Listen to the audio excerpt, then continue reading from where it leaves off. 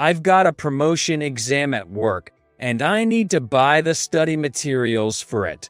Also, if I don't do overtime, my salary will be reduced.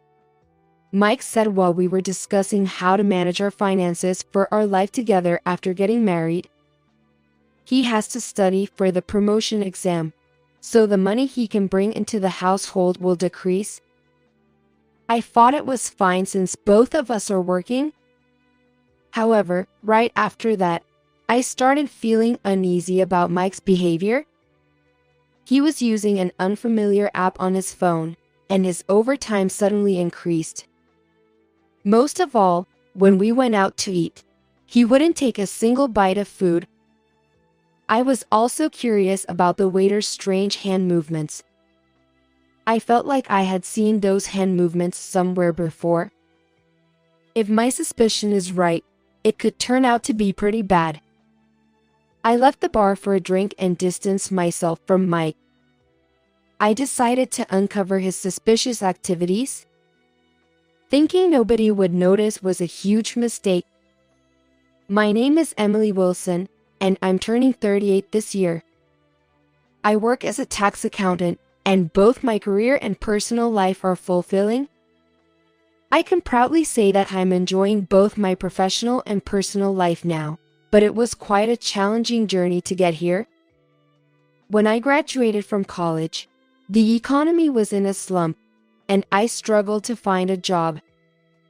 I felt a strong pressure to work properly and become a part of the workforce, which led me to feel like I was just spinning my wheels at that time. Eventually, I landed a job offer from a small company. Honestly, I was reluctantly working there. However, that's when my turning point came. While working and interacting with other companies, I realized that many workplaces lacked vitality. Many companies were not able to increase their profits as they hoped and were struggling with what to do next. I wanted to help improve these companies' morale and sales, to increase the number of workplaces where people could work with a smile. Driven by this desire, I decided to pursue a career where I could contribute to the growth and performance of companies, which led me to become a tax accountant after years of study. I became a tax accountant at the age of 34. Switching from an employee in a small company to a tax accountant was quite an unusual path. Thanks to that, I finally found what I truly wanted to do. Of course, this journey made my work life very rewarding, but I felt something was missing in my personal life. What am I missing? I realized it was the absence of a partner who could be there for me, someone to share and solve problems with. My days off were spent alone, watching movies or shopping. My friends started having families and getting married, so our days out together became less frequent. While I do enjoy my alone time, I can't help but think how wonderful it would be to share these moments with someone special. At my friend's suggestion, I signed up for a dating site app. Among several people I messaged, there was one man with whom I felt a particular connection. That man turned out to be my future husband, Mike Smith. Mike worked for a well-known electronics company and seemed to be good at his job. Our message exchanges were smooth and effortless, which left a good impression on me. When we first met in person, I could easily picture myself being with him. Nice to meet you. Nice to meet you too, but it doesn't really feel like the first time since we've been messaging on the app, right? True, it almost feels like we've known each other for a long time. Was this what having the right chemistry felt like? Our conversation flowed naturally, both in tempo and content. I didn't know being in a relaxed relationship could feel this comfortable. And Mike was very suave, which I found appealing. You might be surprised since we've just met, but I would like to date you with the intention of getting married, Emily. I've always wanted to be with someone wonderful like you, Mike, so I'm truly happy. It didn't take long to move from dating with marriage in mind to the actual marriage. I will never forget Mike proposing to me at a beautiful seaside restaurant with a bouquet of roses. Emily, I will make you happy. Please stay with me. Would you marry me? Yes, I'd love to. I want to be with you forever. I finally married Mike at 38. It might have been a late spring compared to others, but marriage is not about age. When and whom you marry and what makes you happy is the most important thing. I was certain I could be happy with him. However, it seems I was the only one who thought this way. A faint shadow was looming over our marriage, yet I was reluctant to acknowledge it.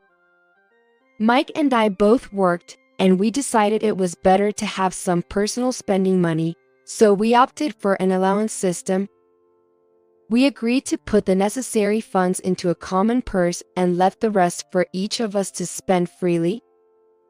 When we discussed how much money to contribute in the future, Mike raised a concerning issue. About the money we put in the common purse, is it okay if I contribute less than Emily? What do you mean? If you don't mind, can I ask why? Then, hesitantly but finally, Mike spoke up. There's a promotion exam at work coming up, and I need to buy materials for it. Also, if I leave work without doing overtime, my salary will be reduced. Oh, I see. Preparing for a promotion exam while working must be tough indeed. I understand. I'll help in any way I can. Really? That's so like you, Emily. Mike exclaimed with a clap of his hands. Of course, it's an important exam for your future career. I want you to be able to give it your best. I remembered the mental struggle I had when I was preparing for my tax accountant exam. Having quit my job to focus on studying at that time, I could imagine how difficult it must be to study for an exam while working. Don't worry about the money. Focus on preparing for your promotion exam, Mike. Thank you. You're amazing, Emily. So, when is the exam? It's in 8 months. It's a bit far off, but... As Mike expressed his relief at being able to focus on his studies, I reassured myself that this was the right thing to do. However, right after we agreed on this, Mike's work behavior drastically changed. What? You have a business trip the day after tomorrow?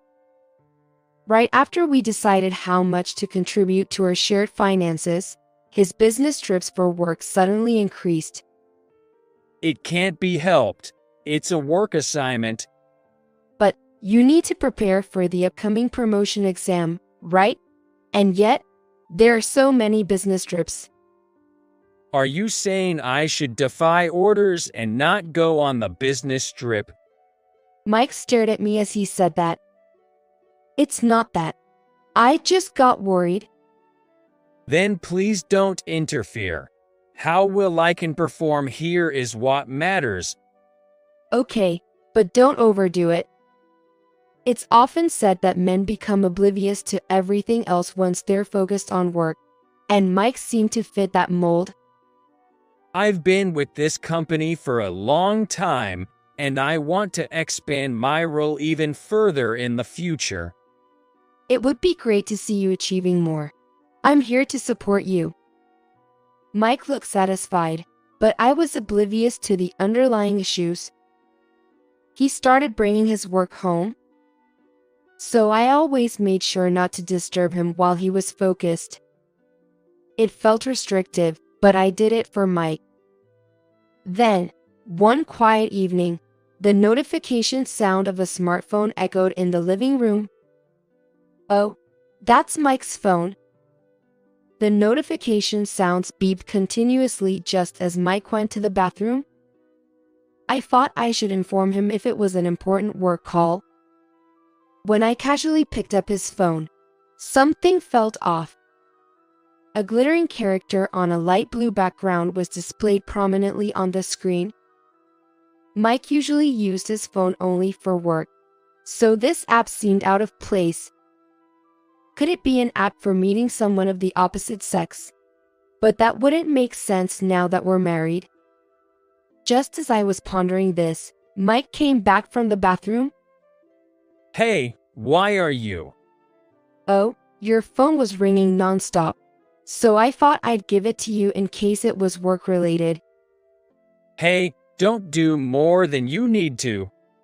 He rushed over and snatched his phone out of my hand. With a sharp snap, the phone transferred to Mike's hand. I'm sorry, but you don't have to snatch it like that. Keep out of it. I haven't announced our marriage at work. It would be shocking if you suddenly answered my phone, He explained while hastily checking his phone screen. Indeed, in a large company like Mike's, not everyone would know who's married and who's not. Even though I just tried to pass him his phone, he became irritable. Maybe his work isn't going well. Mike's mood often reflects how things are going at work, so it's probably the case this time too. After that day, I found myself being more cautious around Mike. I don't want to be accused of not doing a good job because of me.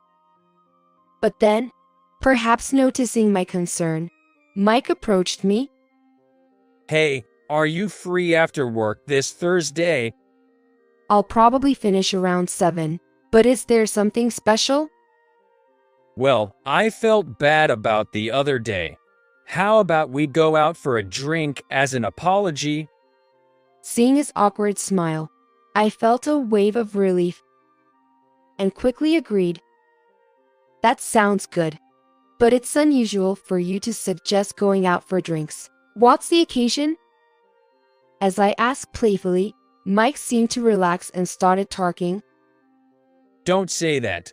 I've just made some progress with a new client, and it went well. I wanted to share the happiness with you, Emily.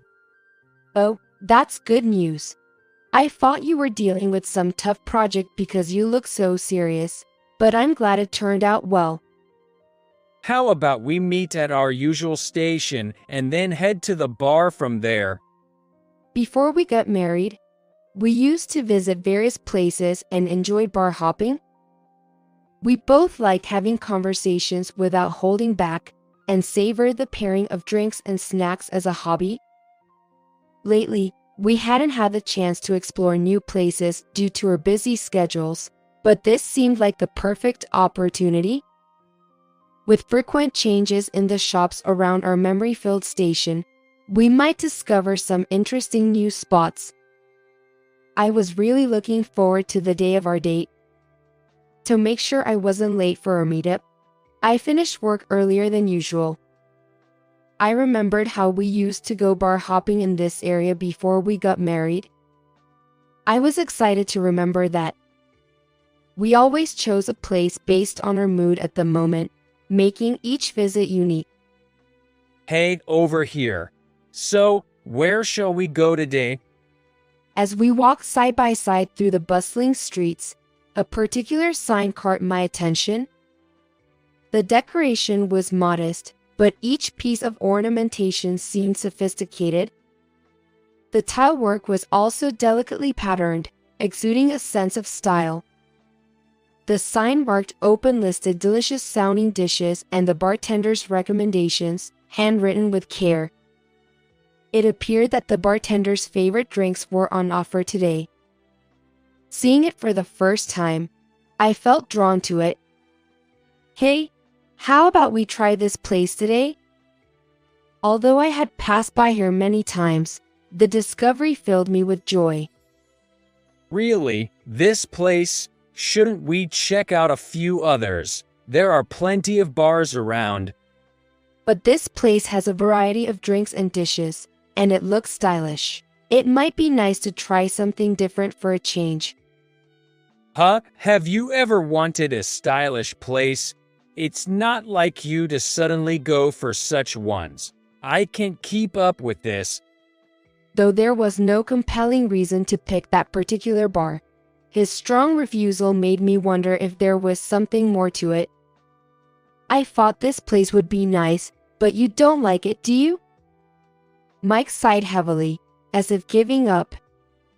All right, as you wish. His petulant behavior troubled me. Was my preference for this bar really such a bad choice? I couldn't understand the recent fluctuations in Mike's mood. Upon entering, we saw a bar counter and tables, with a bartender and a female apprentice, identified by her badge, standing nearby. I caught a fleeting glance from the bartender, which felt oddly unsettling. Perhaps because it had just opened? There were no other customers. It was like we had the place to ourselves. We took a seat at the back and unfolded the food menu. Let's start with some appetizers and maybe a whiskey soda. Okay. I closed the menu in my hand and placed our order using the touch panel nearby. It's modern, isn't it? Ordering at a bar with a tablet. It's nice not having to call over a waiter. Yay. Mike's response seemed somewhat distracted. The female apprentice bought us our food and drinks. She glanced at my face, then made a puzzled expression. Was there something on my face? Maybe my fatigue from work was showing? I took the dishes from her anyway. The food looked delicious. Assortment of cheese, pickles, and hot potato skins. I was torn about what to eat first. In front of Mike and me were the whiskey sodas we ordered. To Mike's work success, cheers! I tried to lift the mood, raising my glass with enthusiasm. Then, I eagerly started on the food in front of me. I had missed lunch due to a sudden work task, so I was famished. With such appetizing food in front of me, I couldn't resist. Also, I needed to put something in my stomach to prevent getting tipsy too quickly. I reached for the potato skins first. The hot sauce and creamy cheese were incredibly delicious, warming my chilled body. Glancing at Mike, I saw him sipping his whiskey soda slowly. It was unusual for him to drink his whiskey soda in such small sips, and his gaze seemed to wander. Besides, he was upset and had shifty eyes. Aren't you eating? Was Mike not fond of potatoes? While pondering this, I served myself another portion. If you're not eating, I will. I missed lunch today. While laughing and serving myself some potatoes, I caught the eye of a woman who was making a strange gesture. She was rotating her right ring finger on the palm of her left hand, which was facing upwards. Thinking about that peculiar movement, it dawned on me that it might be sign language for drugs. She was positioned so that only I could see her, implying she had something to convey just to me. Realizing she was using sign language to communicate with me specifically, I hastily put down my potatoes and headed to the bathroom with my smartphone. Sorry, I need to use the restroom real quick. Are you feeling all right? Just a moment. Keep eating. Feeling as if my feet were glued to the floor, I sensed it might be better to leave the bar. Perhaps it was best if I left first. Pretending it was work-related, I quickly returned from the bathroom and spoke to Mike. Sorry, I've got to go. Work called. Oh, really? That's too bad. Yo, sorry. Are you going to stay and drink? Yay, might as well. It's been a while since I've been out. Pretending to go back to work, I decided to stay at a business hotel instead. What the female apprentice at the bar was trying to say, Mike's expressions and his gestures, I felt curious and sensed that this was not going to end without incident. Overthinking made my head feel like it was going to explode. so I browsed websites on my smartphone to calm down. While watching the news, I noticed an intriguing advertisement. The ad for an app titled How to Meet Your Soulmate was the same one installed on Mike's phone. That's it. The notification that wouldn't stop on his phone. I thought it was work-related. I instinctively covered my gaping mouth with both hands. Should a married person even keep a dating app installed? Moreover, I know these kinds of apps are all the rage now, being released one after another in city advertisements. Therefore, people wanting to meet others must be using multiple apps. Given Mike's personality, he would be seeking efficiency, probably juggling several apps. It seems unlikely that he would have just one app downloaded.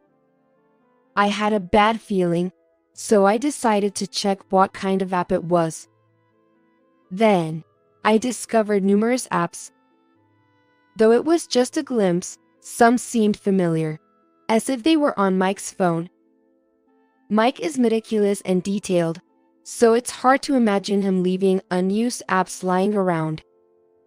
I downloaded an app that seemed to be the same as the one Mike was using and registered as a member. That light blue app briefly shone on Mike's phone. I registered my name and a simple profile and started using it immediately. If Mike was using this app, it might unveil his true nature. I told Mike that I couldn't finish work and stayed overnight at a business hotel, then went to work directly from there, executing my plan.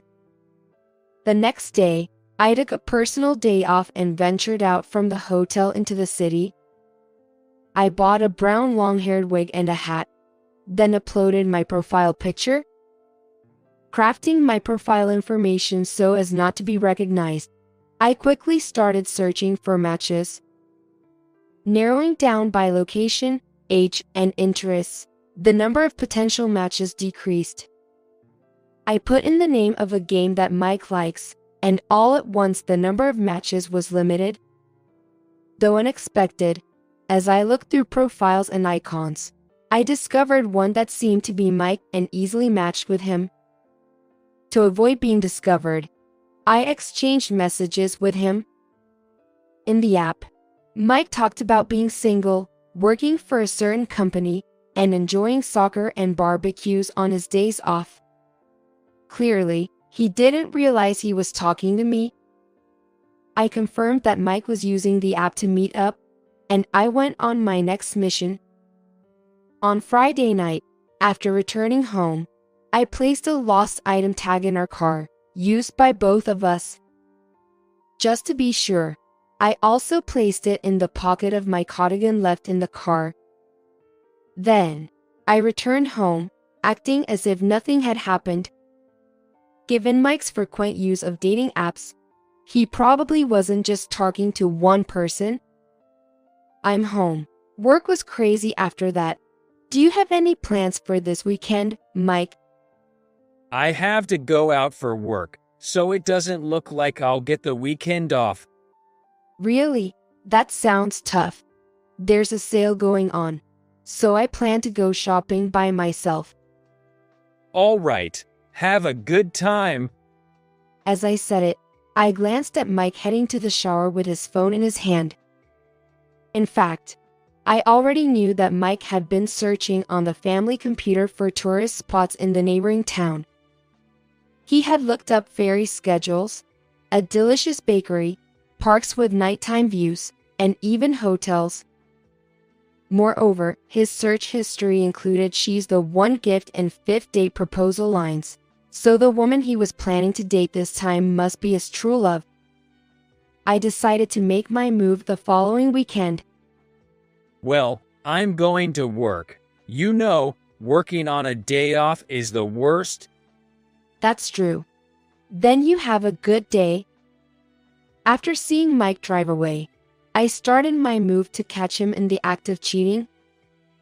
I booked a room in the hotel Mike had searched for and first monitored his movements from there. The lost item tag's movement confirmed he was indeed heading to the neighboring town. I watched the pin move to the ferry terminal and a chic cafe. Tonight, at the park with a night view, would be where I'd confront him.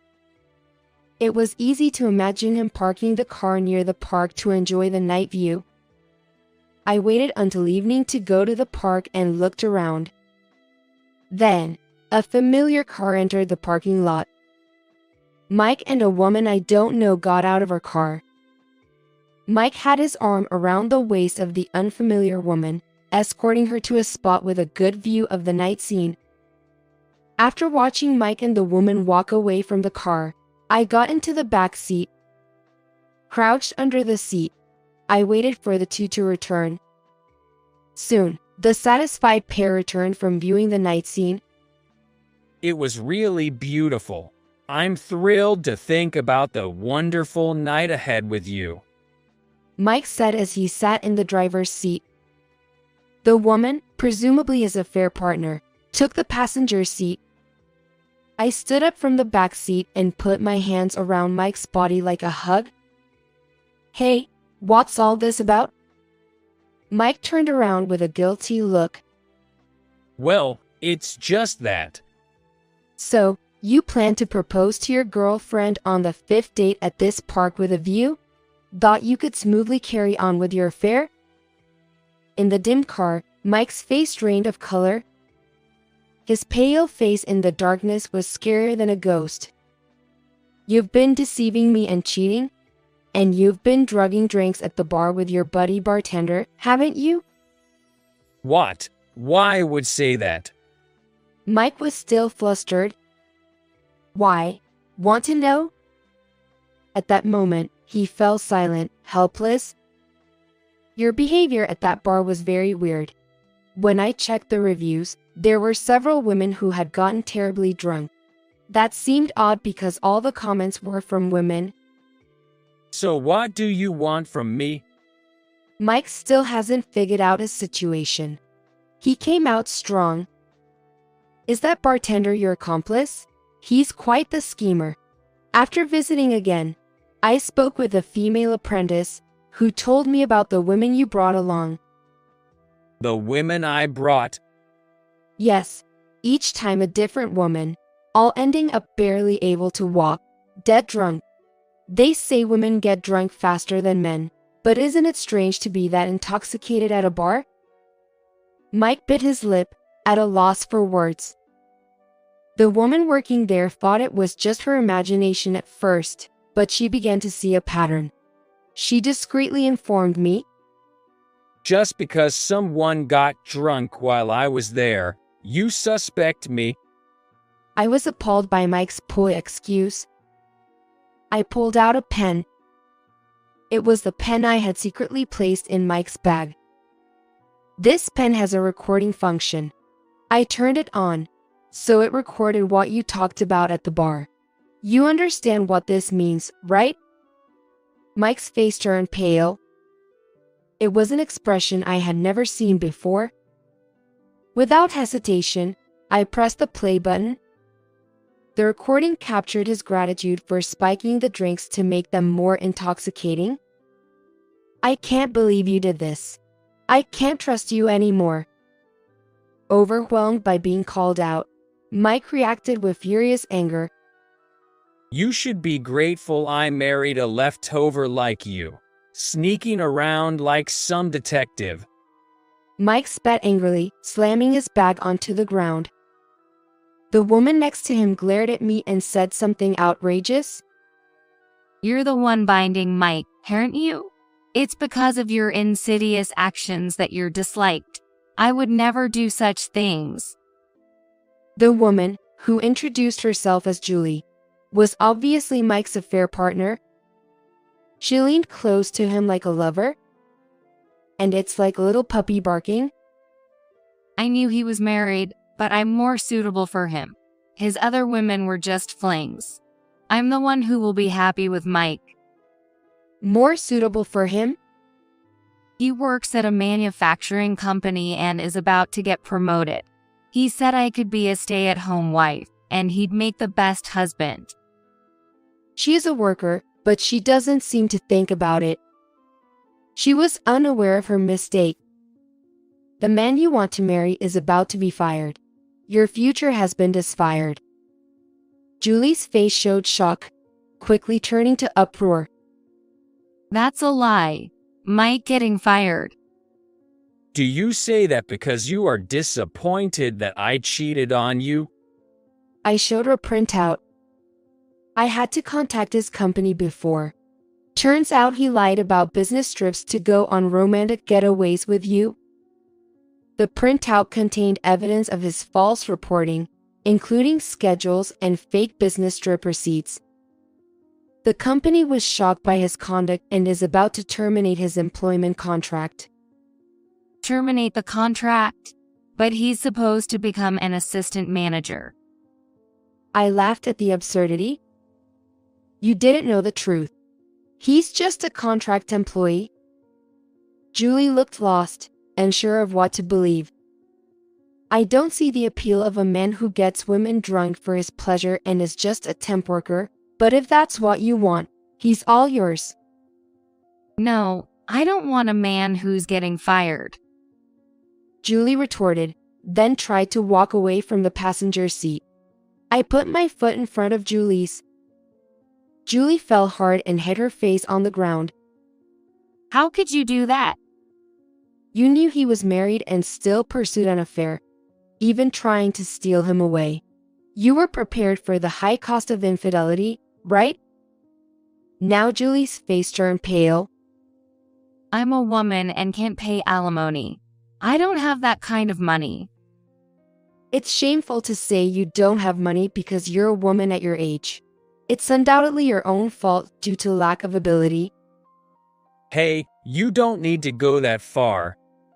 Mike said, wrapping his arms around Julie defensively. I've had enough of your farce. A woman who robs married men. A man who conspires with a bartender to intoxicate women for his own desires. You two look great together. I walked away from Mike and Julie. I'm a woman, so obviously I can't pay. Mike will take care of everything, right? Hey, these days are gender equality. There's no men will or women can't anymore. Take care of your own issues. How awful. Are you betraying me? I heard the two arguing behind me.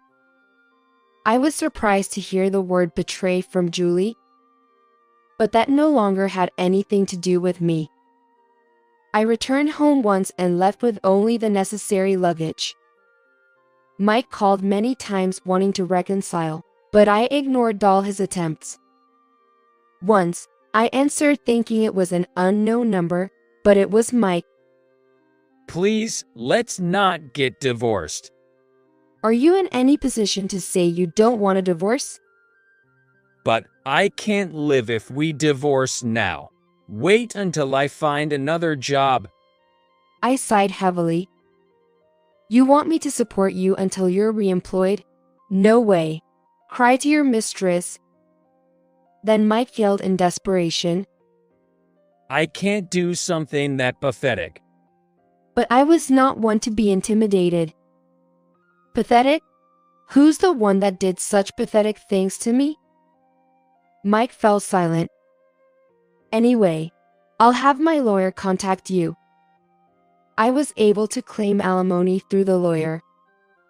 However, since Mike was jobless after contract termination, his parents had to cover for him.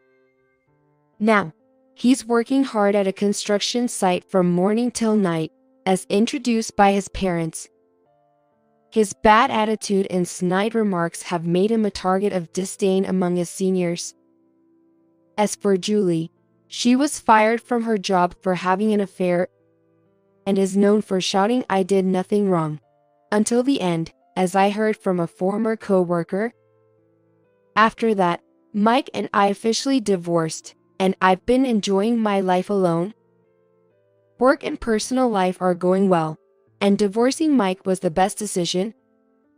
Recently, as a tax accountant, I've been getting more clients, many of whom say, "I'm glad I asked for your help." When I hear that, I feel good about the work I do. Marrying Mike was a mistake, but it taught me to choose my own life, so I have no regrets. By chance, I met the apprentice from that bar at a mall's food court, and we hit it off. That encounter led us to occasionally meet for coffee. She shared how happy she was to use the sign language she learned in Sign Language Club in such a way, which left a deep impression on me. Interestingly, she had no idea I was Mike's wife, making it a funny story we still talk about. Now, living my life without any issues, I think things turned out for the best. My husband suddenly told me, I have to go to work now. You'll have to walk to the hospital yourself. "What?" I asked my husband, who was driving next to me, even though I was drowsy from a fever over 104 degrees Fahrenheit. We were on a nearly deserted and dimly lit street. My husband was in the middle of taking me to the hospital because I had developed a fever. Indeed, when I had asked him to take me, he looked displeased. But when I called the ambulance, he canceled it without asking, saying it was a bother over just a fever. As I was thinking about this, I realized that my husband had already stopped the car and came around to open the passenger door. Is he intending to drag me out? With my weak hands, I desperately clung to the passenger seat. But my resistance was futile. He dragged me out of the car and threw me outside. He snorted, returned to the driver's seat, and said, "Figure it out yourself. You can make it to the hospital if you walk for an hour, right? And don't bother strangers for help, got it?" Then he drove off immediately. "Please, stop, come back." I knew my cries wouldn't reach the car growing distant, and I didn't even have the strength to stand anymore, so I could only sob and weakly call for help. "Someone, please help me. My name is Naomi. I'm a 40-year-old housewife. I live in a small town in the Midwest with my husband, Daniel, and our 16-year-old son, Ethan. Daniel and I met through a friend's introduction. At the beginning of our relationship, Daniel always said, "I'll climb the ladder, just stick with me." Seeing his ambition, I thought marrying him would make me happy. I was happy at the beginning of our marriage. He worked for a well-known corporation and earned a good salary. We spent enjoyable days together, watching movies or going shopping on days off. However, as our son Ethan was born and grew, those days started to change. Firstly, Daniel never got involved in parenting.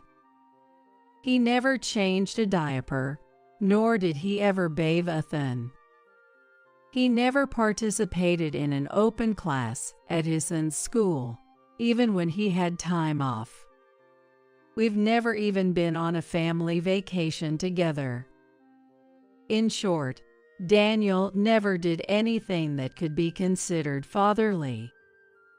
As a result, Ethan and Daniel hardly talk anymore. Of course, knowing that this wasn't right for a family, I had tried to mend our relationship. However, Daniel dismissed the attempts, claiming I was too tired from work to have a proper conversation, letting the matter slide without resolution. We lived together, and it gradually became clear that Daniel was a coward. Daniel's big talk wasn't driven by ambition, but was merely bluster. The words he said before we got married, "I'll climb the ladder, just stick with me," were just to ensure I wouldn't leave him for someone else. Indeed, Daniel earns more than the average man, but compared to his peers at the same company, he hasn't climbed very high in the hierarchy. It's not that I wanted him to succeed at all costs, but I couldn't help thinking that, if he was going to immerse himself in work to the detriment of his family, he should at least achieve more. One day, after sending Ethan off to his soccer club's morning practice, I was preparing Daniel's breakfast. Daniel came from the bedroom to the living room and stared intently at the breakfast laid out on the table. The menu was the usual: bacon and bread, along with hash browns and an omelet. Daniel sat down on the chair and started with the omelet. Then, frowning and knitting his brows, "What's this?" he muttered. What? Was something off? It's the same omelet as always. However, Daniel roughly set down the plate with the omelet and declared, "It's inedible," before getting up and leaving the table.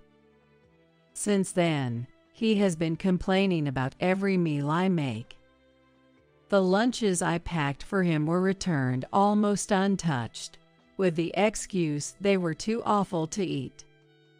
He said, "Don't feed me this stuff even though I'm tired from work," and he started to leave dinner untouched.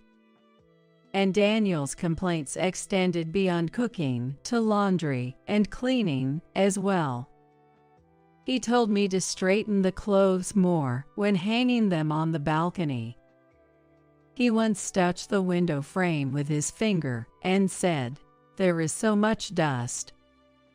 Despite doing the housework as usual, he suddenly started complaining like this. Moreover, when he complained about my housework, he'd say things like, "Other women would do a better job," as if he was comparing me to someone. It was clearly suspicious, and almost as if his comments came from closely observing another woman doing housework recently. Since then, his actions became suspicious, like taking his smartphone with him to the bathroom or shower, or whispering on the phone in his study. I wondered if he might be cheating. I tried to find proof by checking his bag or sneaking a peek at his phone after he went to sleep, but I found nothing. I considered hiring a private investigator, but since Daniel managed our finances, I didn't have the freedom to use money and had to give up on that idea. Weeks passed with these uneasy feelings. Conversations with Daniel dwindled even more, and living with constant complaints from him, I felt a great deal of stress. Could that be the reason? Maybe because of that, one night, I woke up feeling extremely hot and realized I had a high fever. Recently, Daniel and I had been sleeping in separate rooms, so I couldn't ask for help. I managed to crawl to the living room because I had left my phone in the living room. Feeling like my vision was fading, I might have been exaggerating, but I felt like my life was in danger. I should call an ambulance. Just as I thought that and reached for my phone on the living room table, Daniel happened to come into the living room. What are you doing up in the middle of the night? I mustered all my strength to explain, and Daniel silently took the phone from my hand.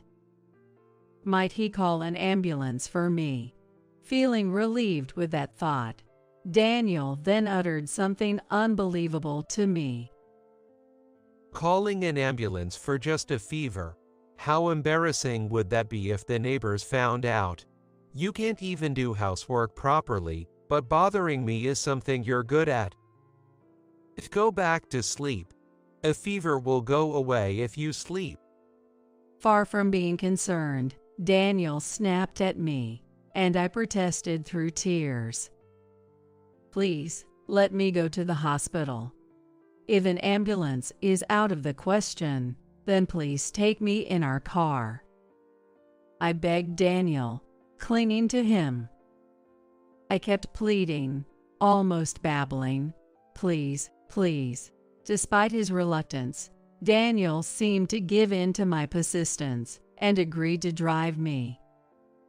Daniel was very reluctant at first, but it seemed he finally gave in to my persistence and agreed to drive me. Oh, no, I have work tomorrow. What are you going to do about my lost sleep? From the driver's seat, Daniel continued to grumble and complain the entire time. I rested my head against the rain-pelted passenger window, listening to him. 5 minutes after leaving home, Daniel's phone suddenly rang. He pulled over to the side of the road to answer it. After a brief exchange, he quickly ended the call. Then he said the following. Now I have to go to work. You'll have to walk to the hospital from here. What? Work? In the middle of the night? Are you doubting me? Daniel raised his voice, looking annoyed. Then go to work, but at least drop me off at the hospital first. It's not far by car. It was impossible to walk to the hospital in the heavy rain in my condition. I desperately clung to the passenger seat.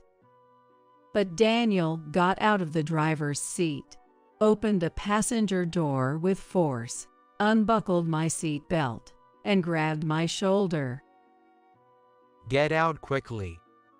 With those words, Daniel dragged me out of the car as if he was throwing my body outside. I scraped my knees and palms with such force. It was dark, and I couldn't see well, but it felt like I was bleeding. It hurts, you know, I said to Daniel, but he just snorted, returned to the driver's seat, and drove off immediately. I could only watch helplessly as the car got smaller and smaller in the distance.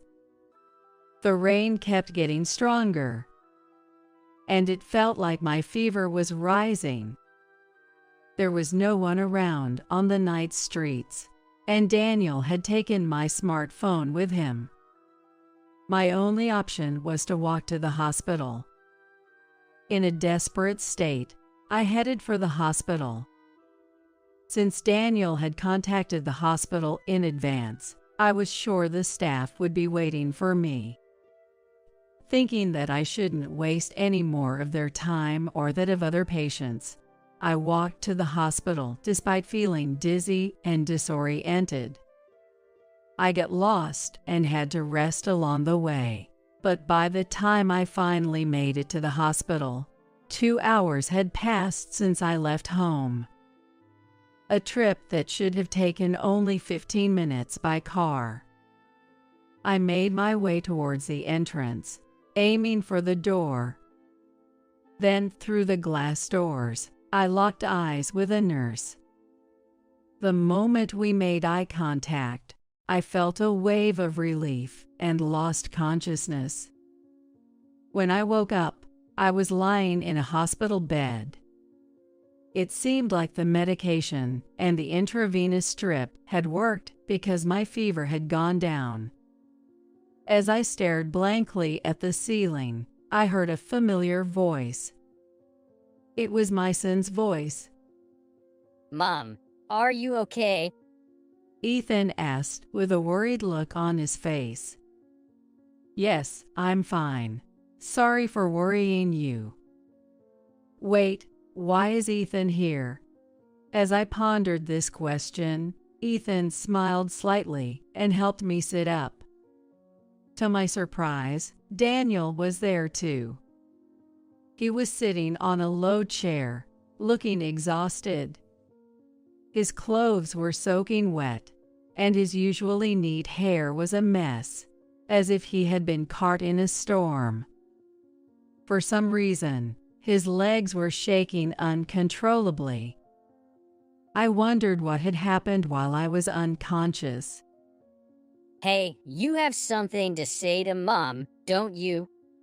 Ethan said to Daniel in a dismissive tone.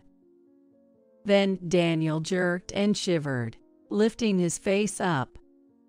He looked gaunt, and the dark circles under his eyes were severe. I'm sorry. Daniel said in a small voice. Ethan looked a bit dissatisfied, but turned back to me and explained what had happened. After Daniel dragged me out of the car, he apparently went back home. Ethan, sensing something was wrong, had woken up and found it strange that I wasn't at home. When Daniel returned, Ethan asked him where I was, but Daniel tried to dodge the question. However, Ethan pressed him further until Daniel confessed to leaving me out in the rain. Ethan, being physically larger than Daniel, must have intimidated him. After a bit of arguing, the hospital called to inform Ethan that I had arrived safely. Ethan suggested to Daniel, "Let's go to the hospital to check on Mom now." But Daniel refused, saying, "I have work tomorrow." Ethan, furious, grabbed Daniel and insisted, "You walk to the hospital too." Faced with Ethan's threatening demeanor, Daniel, being watched by Ethan on his mountain bike, jogged through the rain to the hospital. Daniel, who usually commutes by car and dislikes exercise, must have found this extremely difficult. It's no wonder he was so worn out and exhausted. After finishing his explanation, Ethan looked at me seriously and said, Mom, you should divorce this guy right away. I was shocked by his words. Not because I didn't want to divorce. I was shocked that I had driven my son to say such a thing. I took Ethan's hand and apologized, saying, "I'm sorry." For a while after that, Daniel and I were in a Cold War state. I wanted to divorce, but there were financial concerns. As a housewife, I wasn't confident I could adequately support Ethan if we were to divorce. I wondered what Daniel thought about all this. A few weeks after I had a high fever. One day, the landline at home rang. Hello? Are you Daniel's wife? My name is Amy, one of his employees. Well, yes, that's me. Is there something you need? The woman who introduced herself as Amy said to me, who was bewildered. Daniel and I are in love. So could you please divorce him quickly? Amy was having an affair with Daniel. My previous suspicions of infidelity weren't misplaced. I would divorce him if I could. I found myself shouting that in response, almost instinctively. That was my true feeling. Take that lousy man if you want him. Will I be insulted? With that thought, I steeled myself and gripped the receiver tightly. But Amy exclaimed, "Really?" with a happy voice. Then it's settled. I work for a major corporation, so I can pay any amount in compensation. If you give me your email address, I'll send you plenty of evidence of my affair with Daniel. You can use that to demand a divorce from him. Caught off guard by the unexpected proposal, I was momentarily stunned, but I quickly regained my composure.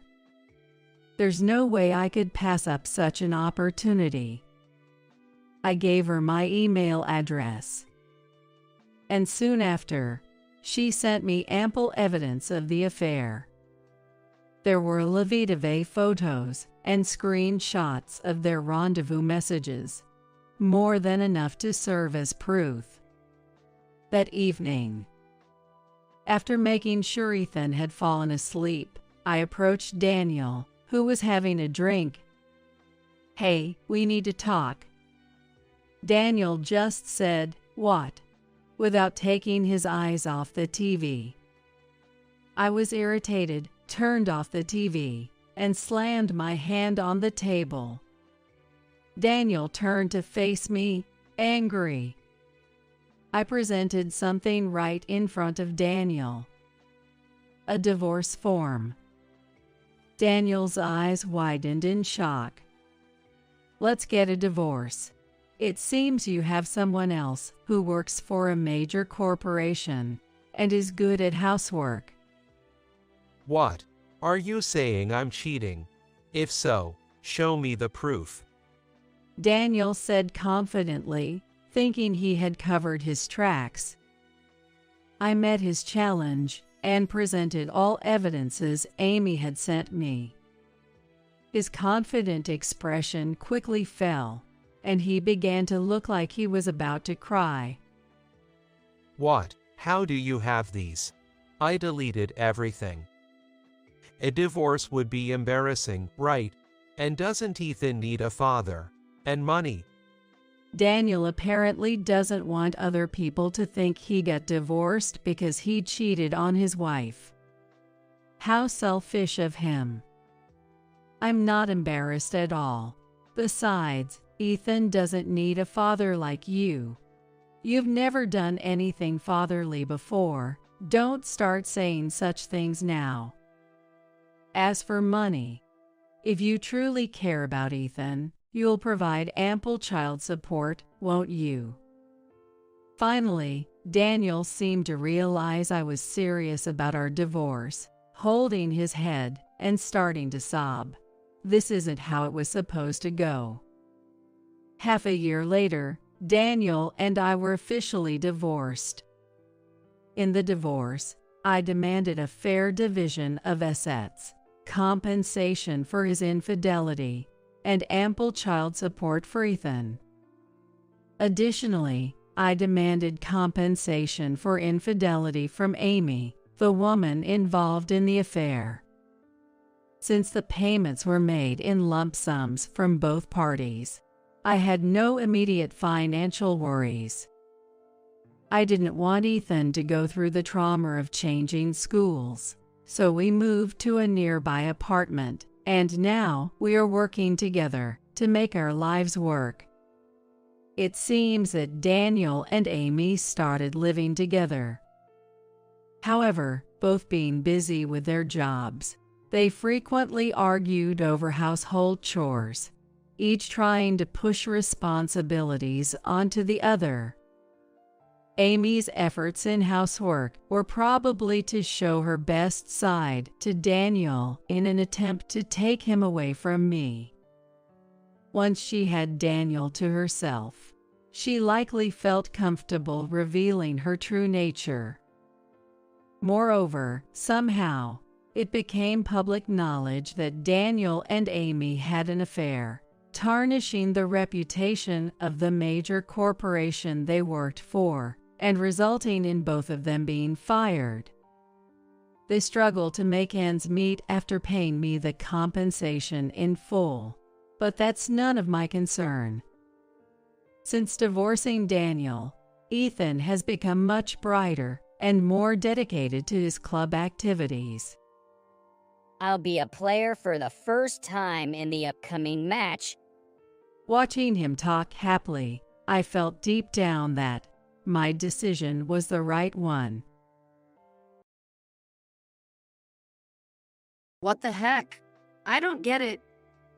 When I went to a town I don't usually visit for shopping, I witnessed my husband and my mother walking arm in arm, intimately and kissing in public without any regard for the onlookers. Shocked, I rushed over to confront them, but far from showing any remorse, they defiantly justified their actions. I immediately went to my parents' house, told my father about the two, and got a divorce. However, after my father passed away, I had to meet my mother and ex-husband again. Seeing my mother for the first time in a while, she was wearing loose clothing, and her belly was visibly swollen. Noticing my gaze, she smiled triumphantly. Oh, did you notice? I'm carrying a child.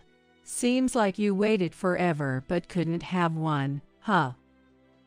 Unlike you, we managed to have a child right away. Now I can finally become a father. Breaking up with you was a good thing. They hurled insults at me, intending to hurt me as much as possible. However, their plan backfired. Unfortunately for them, I wasn't hurt at all. Oh, that's hilarious. You two are such idiots. I laughed so hard I had to hold my stomach. My name is Mia, and I'm a 24-year-old office worker. My parents had me when they were very young, in what you'd call a shotgun wedding. Both of them were quite flashy in their youth. My mother, Linda, was just 16, still in high school, when she met my father, Kevin, a construction worker 4 years her senior, and had me. Their love story began when my mother fell head over heels for my father and aggressively pursued him until he gave in, and they started dating. Soon after, she got pregnant with me, and they got married. Getting married as a high school student was frowned upon by society, but since my mother was already pregnant with me, they had no choice but to accept it. The early days of their marriage seemed to go well. When I was in kindergarten, my father would often come to pick me up on his days off from work due to rain. Your dad is so young and cool. Right? I love my dad. He's so kind. I loved walking home under the same umbrella with my dad, talking about our day. However, an incident struck my father, changing my mother's attitude towards him drastically. My father fell while dismantling scaffolding at work, sustaining serious injuries. Injuries include full body bruising and complex fractures. When his body became disabled, my mother turned cold. Fortunately, he survived, but he was left with lasting physical impairments, making it impossible for him to continue his construction job. Thanks to rehabilitation, my father managed to walk again and, through a friend, found employment at a company. However, he needed long-term rehabilitation. During this time, my mother refused to have anything to do with him, from attending medical appointments to everyday assistance. She even ignored him when he fell in the hallway or threw sarcastic comments his way. Showing off by falling. Pathetic. Marrying this burden was a mistake. I should have dated more men before settling down. When I was a kid, my mom would constantly grumble about my dad, as if it were her catchphrase. But to me, it just looked like she was picking on him, and honestly, I didn't really like her for that. Due to my father's limited work capacity, our family wasn't exactly wealthy. My mother worked nights, so I spent more time with my dad during the day and was closer to him than to my mother. Perhaps because my mother noticed this, or maybe she was never fond of kids to begin with, she mostly neglected me, providing only the bare minimum care. I managed to graduate high school, but instead of going to college, my mother told me to work to help with the family finances, so I ended up taking a job at a local company. I'm sorry, Mia. It's because of my condition that you have to bear this burden. Don't say that. I'm happy to work if it helps you, Dad. My father apologized for not being able to send me to college, feeling guilty. Although I hated to comply with my mother's demands, I worked hard for my father. A few years after I started working, I married my colleague, John. I didn't want a cold marriage like my parents had. I wanted to build a warm home with him. I'll take care of you, Mia. Let's be happy together. I want lots of kids too. I was so happy to hear those words that I accepted his proposal right away. However, a year into our marriage, there was no sign of us having children. I wanted children too, but no matter how long we waited, there were no signs of pregnancy. John started to pressure me, as if it was all my fault. Damn. Why can't we have kids? All my coworkers already have children. It must be something wrong with your body. What a letdown for a wife. Don't say that. It's not just my issue. I want you to come with me to the gynecologist for a checkup. What? Why do I have to go through such trouble? I've always been healthy. Never even caught a cold. It's obviously your fault we can have kids. My husband blamed me alone and wouldn't even listen to the suggestion of fertility treatment. Instead, he berated me for not being able to have children because of me. Stop making excuses and get treated at a hospital already.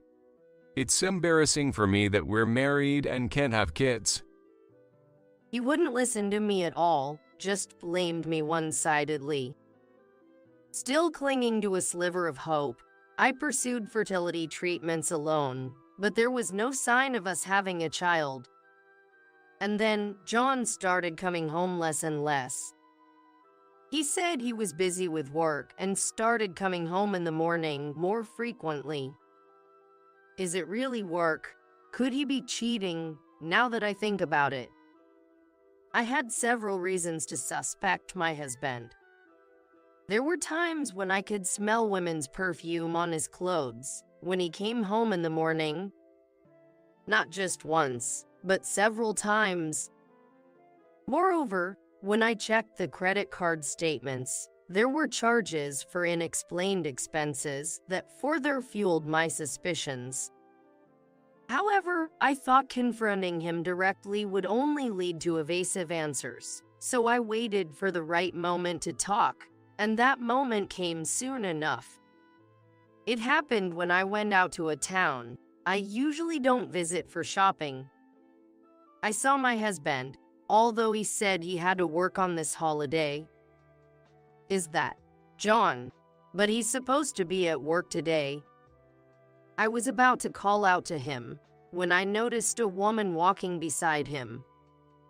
What? Why is my mom walking with John? There, walking beside him with a smile, was my mother. Since getting married, I had distanced myself from my mother. I had visited my father at home, but rarely brought my husband there. There was supposed to be no contact between my husband and my mother after our marriage greetings. Curious, I watched them without calling out, and to my shock, they held hands and kissed right in front of me. What?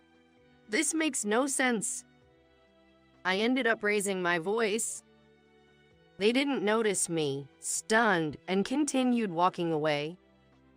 Finally, I couldn't hold back and shouted, "Hey, John, Mom, what are you doing?" When I caught up and called them out, they were visibly surprised to see me. Oh, what's the matter, Mia? You seem so flustered. It's not, what's the matter? What are you guys doing? What do you mean? I just happened to meet John here, so we were just saying hi, since it's been a while. Is there a problem with that? It seemed my mother was pretending to be oblivious.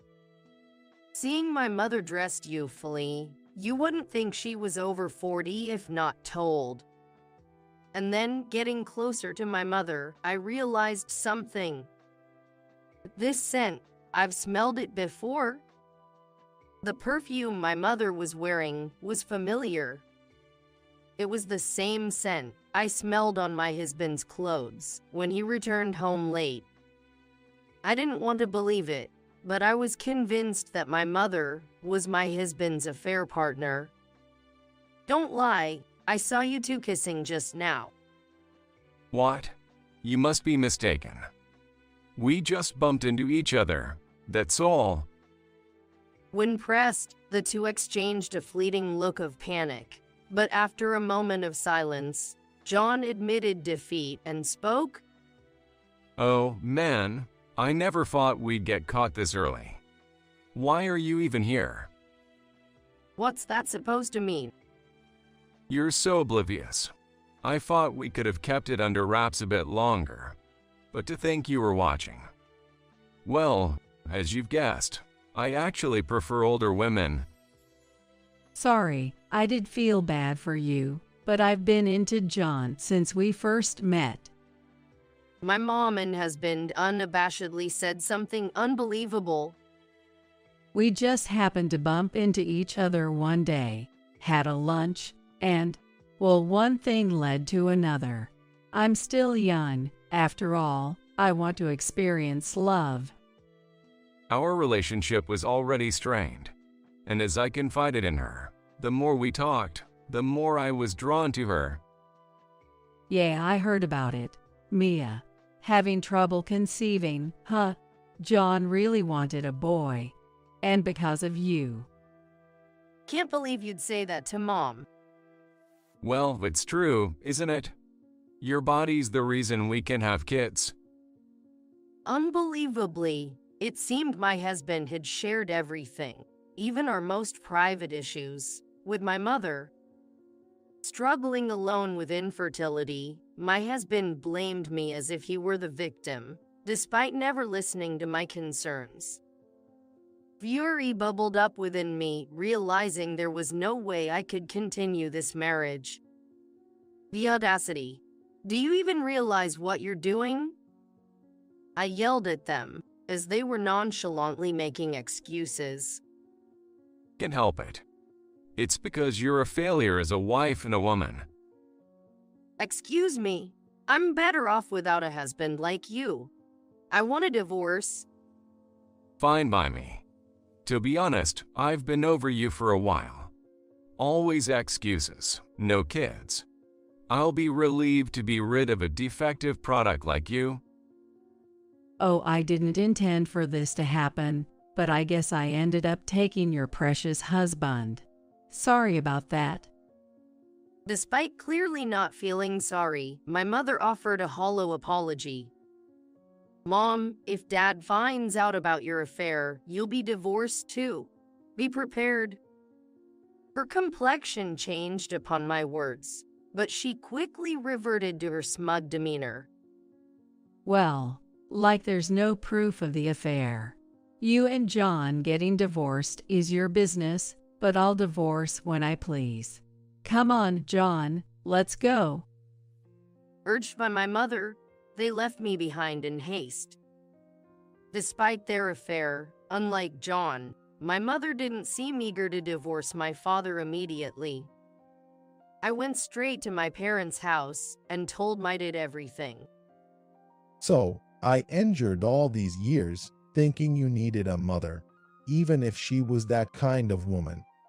But to disregard her daughter like this. My father grimaced at my report. I'm divorcing John. I can't stay with him after what he's done. What will you do about Mom? Don't worry, I have a plan. I won't let them have their way. John later sent a completed divorce form by mail, which I signed, finalizing our divorce.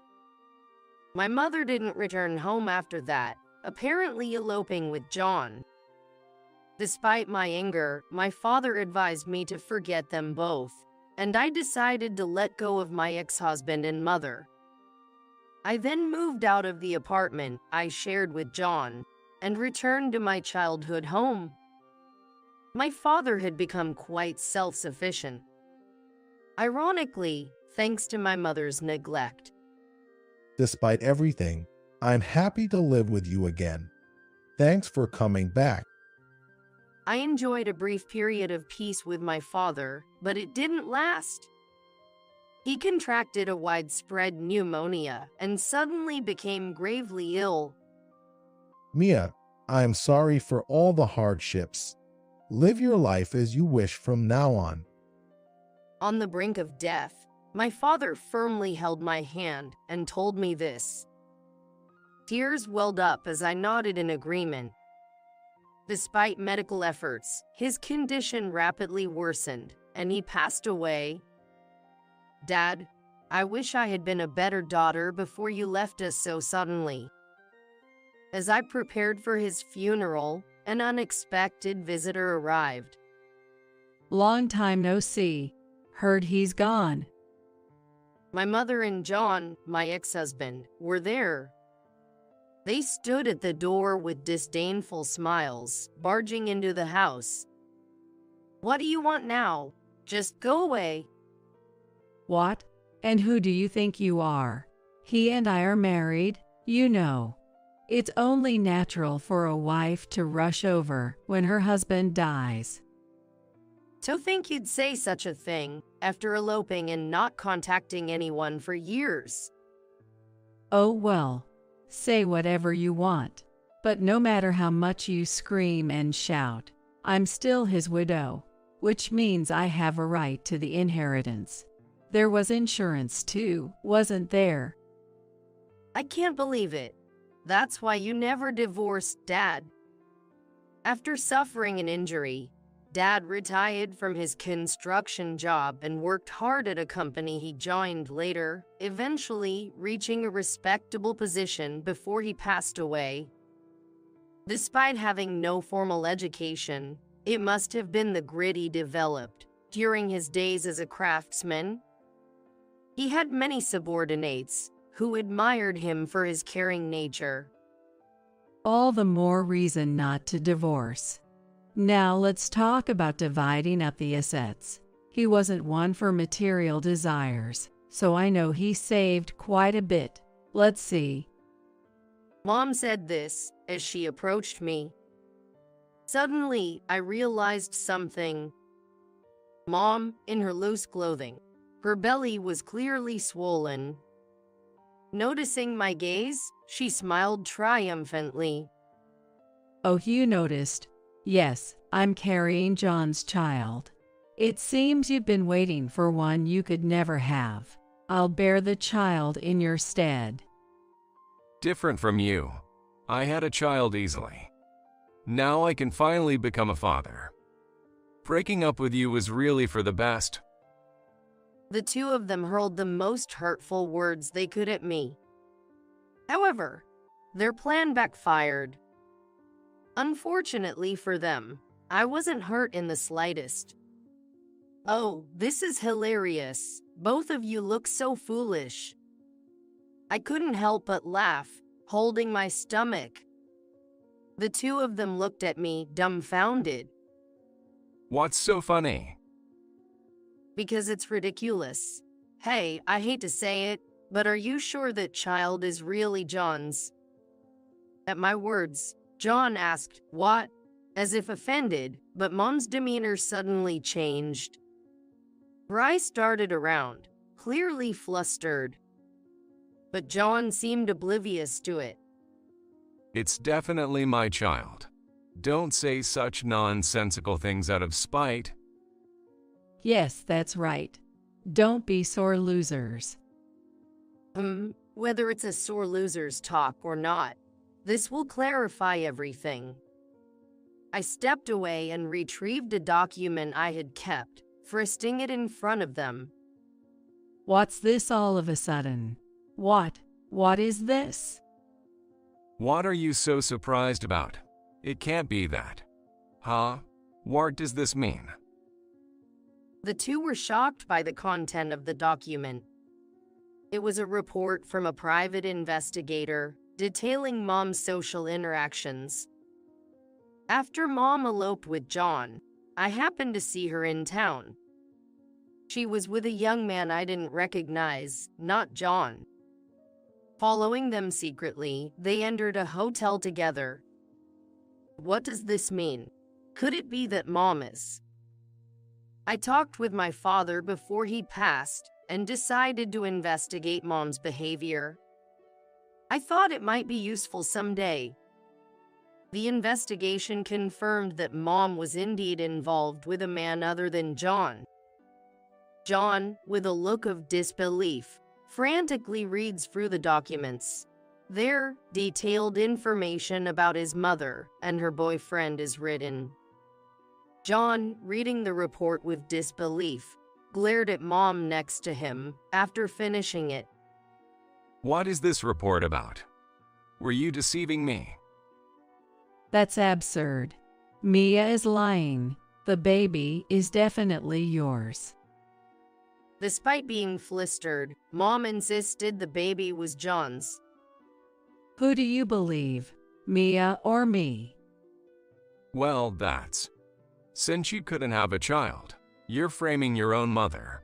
What a terrible woman. John was persuaded by Mom, regaining his composure. Declaring the report a lie, they turned their blame towards me, ignoring their own issues. You're free to believe what you want, but sadly, I have definitive proof.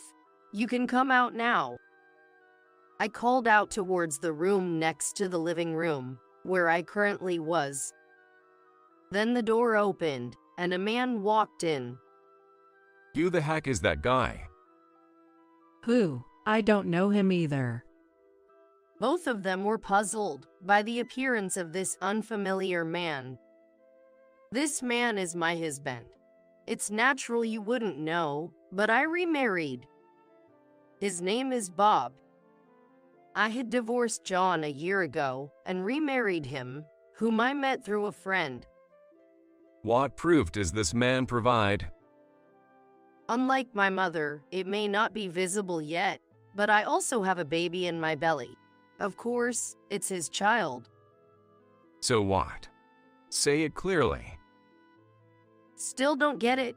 I couldn't have a baby no matter how hard we tried when we were married, but with him, with Bob, I got pregnant right away. John's eyes widened as he seemed to grasp the implication of my words. You were too lazy to go to the hospital, but I got checked properly and knew there was nothing wrong with my fertility. So the problem with not having kids was you. No, that can't be. You're lying. But it's strange, isn't it? Supposed to be hard to have children, yet my mother is pregnant. I wonder if it's really your child. When I posed that question, John could not retort and glared at Linda next to him. Hey, speak the truth. Well, fine, you win. Oh, you admitted it quite fast. I thought you'd try to deceive us more. It was just a fling with John. What? What do you mean? I was with you because you were Mia's husband. You know, wanting what belongs to someone else. But my true love was another man. I was planning to break up with you soon. John was shocked by his mother's words and stood dumbfounded. I wanted to enjoy messing around with men until I got caught. Well, it doesn't matter. Whether or not the child I'm carrying is his, my right to inherit his wealth remains unchanged. Are you still talking about that? Unfortunately, you'll have to give up on that. What? How many times do I have to say the same thing? I wasn't divorced from my deceased husband, so I have the right to inherit. That's what I'm telling you. You have no such right. Because you and Dad were divorced a long time ago. What? That can't be. Maybe you've forgotten because you're getting older, but Dad had the divorce papers you filled out. When I reported my mother's affair to my father, what he took out was a set of divorce papers. According to Dad, after a major fight when he became unable to work due to an injury, Mom had said, "I don't need a husband who can't move," and thrust the filled-out divorce papers at him. Though he didn't submit them at the time because of me, Dad had used those papers to divorce her before he died. So, Mom, you won't get a penny of Dad's estate. Do you understand now? That's impossible. Seeing her face turn pale, the mother, who had been so confident just moments ago, is now visibly shaken. John was still glaring at her. I'll be leaving. After realizing her affair was exposed, and she wouldn't receive any inheritance, my mother fled the house as if escaping. Later, my mother gave birth to a boy, but it was clear, even without a DNA test, based on blood types, that he wasn't John's child. John saying, "I never thought she was such a whore," abandoned my mother when she no longer had any inheritance coming her way, and disappeared. The man my mother truly wanted, her affair partner, also fled upon learning of her pregnancy, as he was only in it for a casual relationship. In the end, my mother became a single mother at 40. She is raising a child on her own with no one to rely on, surviving on government support. Being an older mother, taking care of a young child was physically demanding, and she appeared significantly aged. I once saw my mother from a distance, carrying her child. Her appearance, now with more gray hair, looked more like a grandmother than a mother. Meanwhile, I gave birth to a healthy baby girl, and now our family of 3 lives happily together. Thinking about it, my mother's child is my brother, and he will be in the same grade as my daughter, which is quite complicated. On the anniversary of my father's death, we plan to visit his grave as a family of 3. The betrayal of my ex-husband and mother was painful, but it allowed me to find an irreplaceable family. You're watching over us from heaven, aren't you? Surely, Dad up in heaven is rejoicing over the birth of his grandchild. Holding on to the love Dad gave us, we vow to continue walking closely as a family. Please forgive someone like me. Goodbye. The day after giving birth, what was next to my pillow was a suicide note from my husband. The shock was too much for me postpartum, and my mind went blank. Later, my husband's shoes were found at the edge of the cliff. After that, I was just barely getting by, living with my daughter, Alice, and before I knew it, 5 years had passed. I found solace in the growing, radiant smile of Alice. However, when I attended my friend's wedding, something shocking happened. Surprisingly, standing next to the bride was my husband. Dressed in a tuxedo, he had the same smile as before, standing there, supposedly having thrown himself into the sea. Why was he here? From there, I came to learn an unexpected truth, and as a result, his life took a downward turn. 5 years ago, at 35, I was working as a nail technician with regular clients. Dreaming of owning my own shop someday, I was working hard while saving up. Concerned about me being so focused on work and without a boyfriend, my best friend Sarah invited me to a mixer. Emily, it's great that you're dedicated to your work, but you haven't given up on marriage or having kids, right? If so, you've got to seek out some encounters. Encouraged by words from Sarah, a friend from high school who I've had a complicated relationship with, I decided to join, thinking it might be good for a change. And so, my life took a significant turn. At the mixer, I had an unexpectedly good encounter. We hit it off as if we'd known each other forever, and soon started dating. His name was Michael Thompson, a 38-year-old businessman. Both of us being in our late 30s, we were dating with the intention of getting married. But within 6 months, it found out I was pregnant. Michael, I think I'm pregnant. What? Really? The moment I told him, I thought I saw a startled look on his face, but he quickly smiled and hugged me.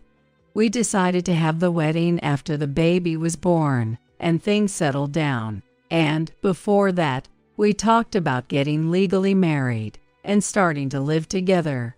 However, during the move, my morning sickness worsened, and there were days I couldn't get out of bed.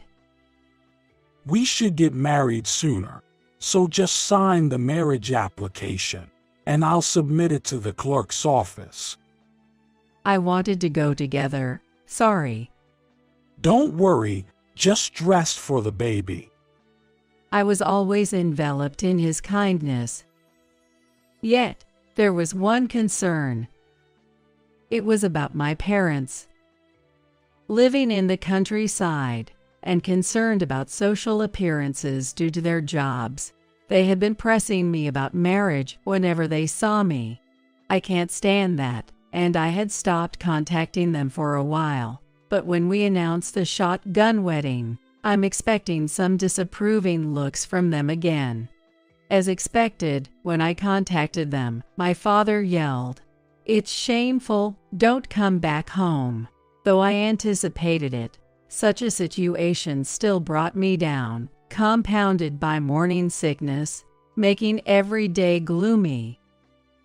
I gradually started missing work, spending most of my days in bed, unable to handle household chores, and settling for the bare minimum when it came to meals. I'm sorry, I couldn't do anything today either. Test again. As days went by, Michael, who was supposed to be kind, began to change. Even though I was in the midst of a blissful newlywed life, and we were about to welcome a baby soon, things hadn't turned out the way I envisioned, and all I feel was a sense of urgency. At this rate, I might not become a good wife or a good mother. Every day, struggling with nausea in bed and shedding tears was truly hellish. Yet, more troubles began. Michael started coming home late, and his time at home decreased. Moreover, on the rent due date, there was no payment from Michael. We had agreed to split the rent in half when we started living together, and the rent was set up for automatic payment from my account, which I signed the lease for the apartment. But there had not been a single transfer from him. Hey, did you forget to transfer money for the rent? What's happening with it? Just wait a bit longer. There's been a lot of drinking and entertainment this month. I'm in a bit of a financial pinch. Every time I checked, he'd say that and put off the payment. And in the end, it was almost like I was the one paying the rent. Moreover, as payday approached, he'd increasingly ask me for loans.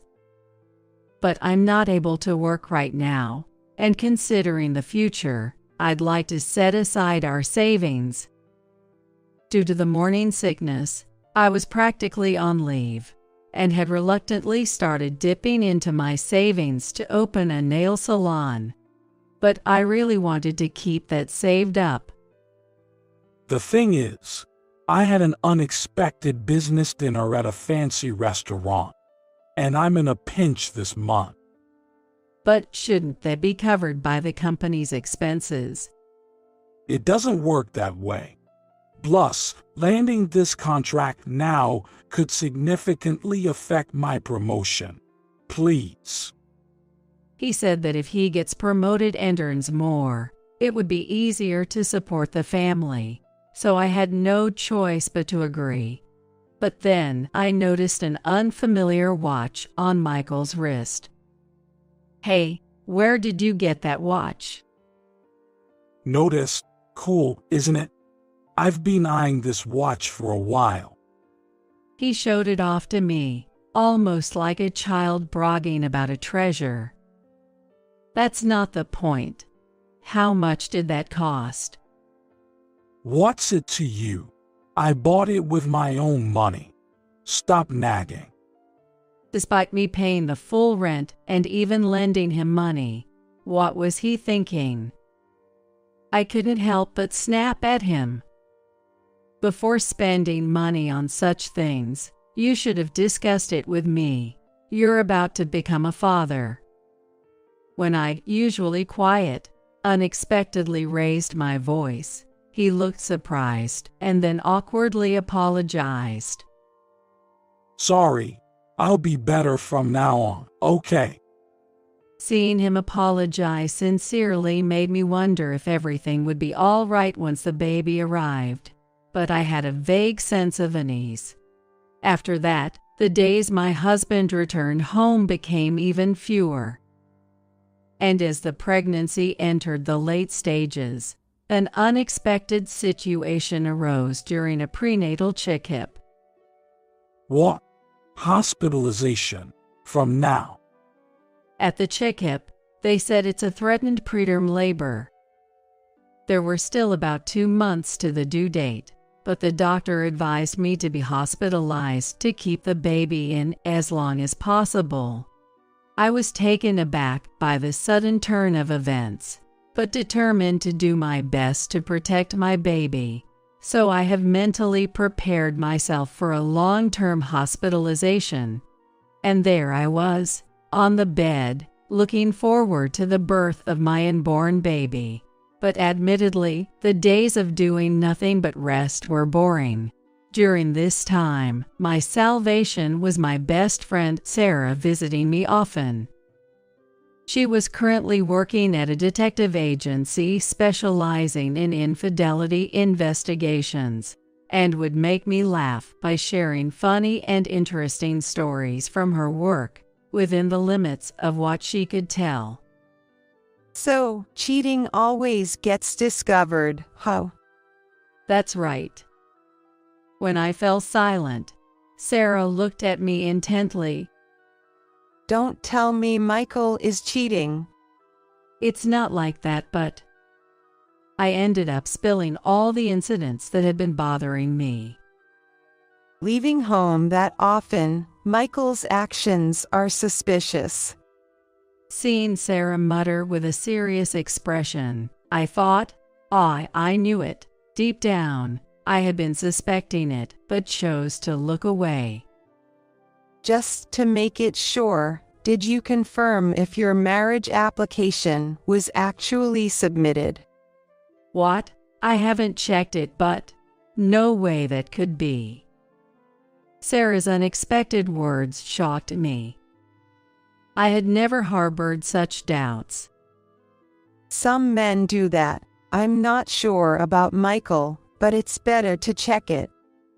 Torn between feeling wrong to doubt my husband and wanting to clear my uneasy thoughts, I was indecisive. Then, Sarah suddenly stood up. An administrative proxy can check it, so I'll go to the clerk's office right now to find out for you. It's better to clarify these matters. She had me write the necessary documents for a proxy application and quickly left the room with her bag. It's okay, the marriage application must have been submitted. Just confirming that will ease my mind. Waiting as if to reassure myself, Sarah returned within an hour. Here.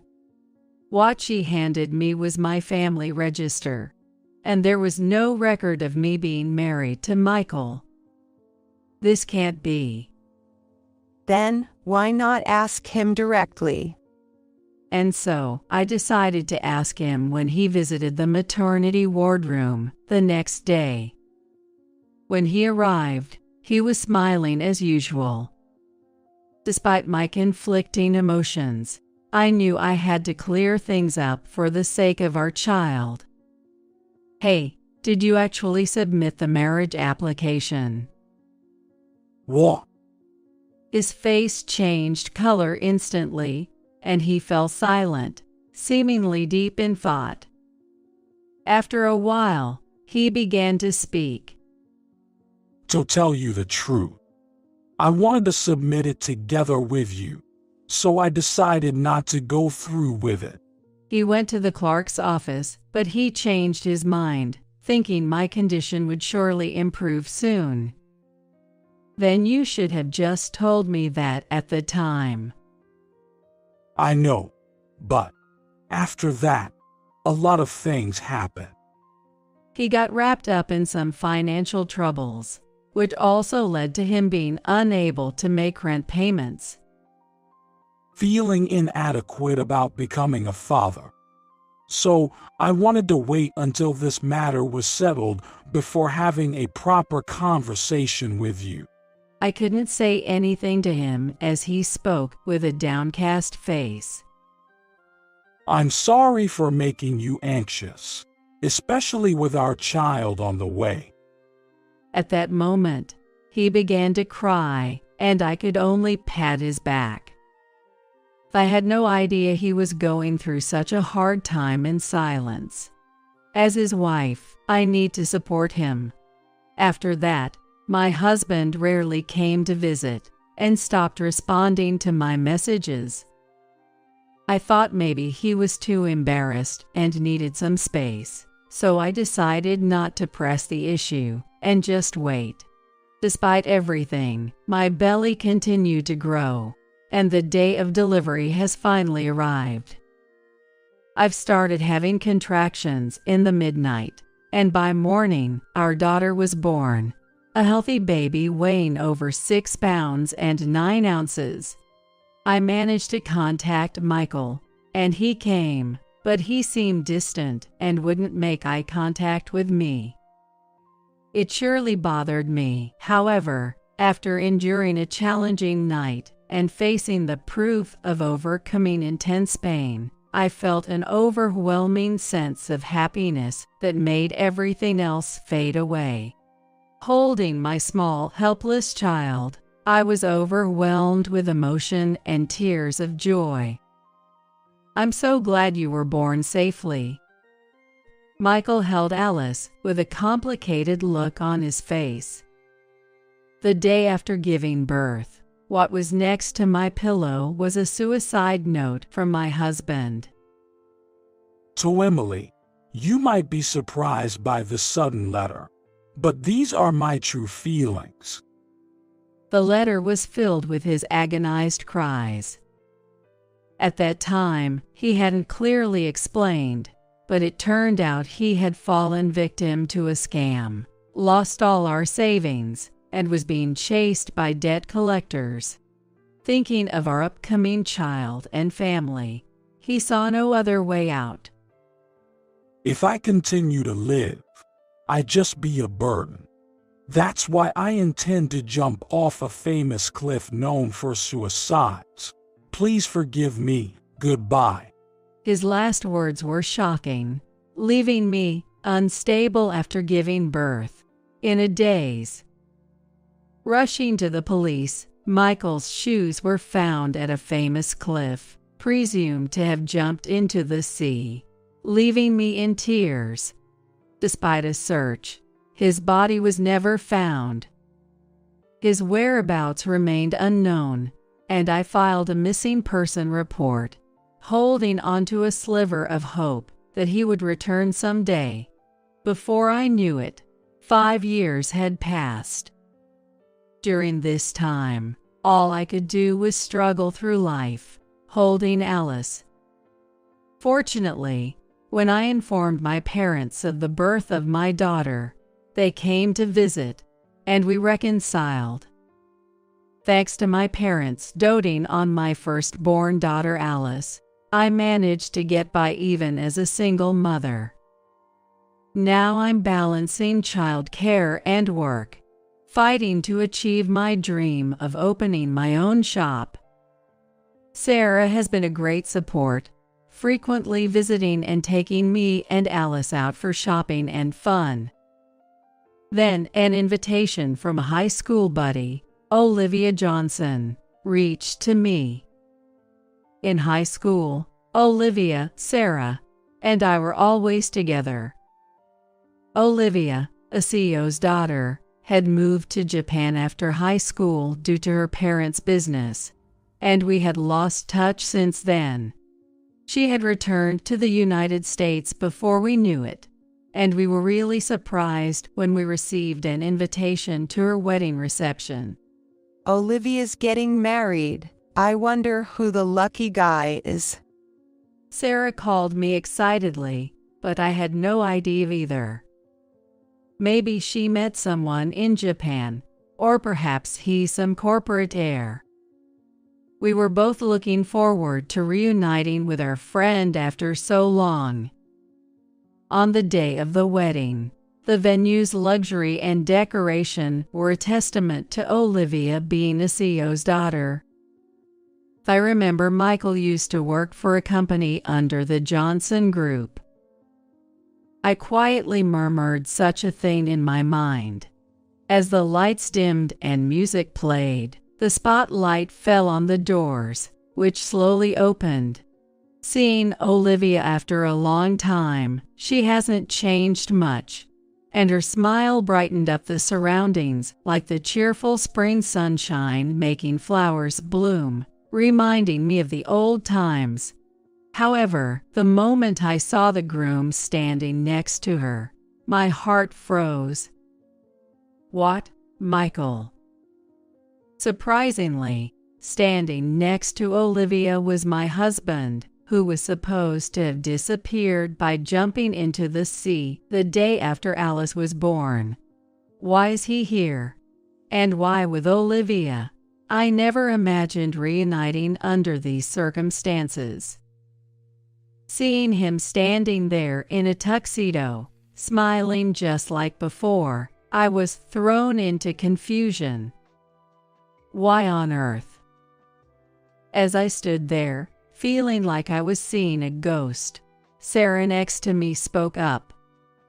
Isn't that Michael? I was thinking the same thing. That smile is just like Michael's. The slight lift of the left corner of his lip. I'm sure it's him. If even Sarah, who works at a detective agency, says so, then I was convinced at that moment it had to be my husband. What's going on here? He was supposed to have jumped into the sea. Yay, it's unbelievable. If that suicide note was a lie, then not entirely out of the realm of possibility. I'm filled with the desire to catch him immediately and uncover the truth, the man who disappeared, leaving behind me and our newborn daughter. Yet I decided to hold back for now, not wanting to ruin my friend's wedding. I whispered to Sarah, who seemed eager to get to the bottom of this. I have a favor to ask. What is it? Anything? I want to know what Michael has been doing during these missing 5 years. Can you help me? She grinned and gave me a thumbs up. Of course, I would have investigated even if you hadn't asked me. I'm counting on you. The very next day, we began looking into Michael. Sarah even took time off work to start tailing Michael. As we dug deeper, we stumbled upon a shocking truth. I can't believe Michael was such a person. I was hit with a wave of shock so intense, I almost crumbled. I know it's shocking, but now that you know everything, you're not going to let this slide, are you? Of course not. There's no way I'd let this slide. With that, we decided to take action against Michael. A few days later, we attended a party meant to introduce Michael, Olivia's husband, to everyone. We had gotten the invitations through a certain way. As I was looking for Michael somewhere in the spacious venue, I found a 2 in the center of a circle of people.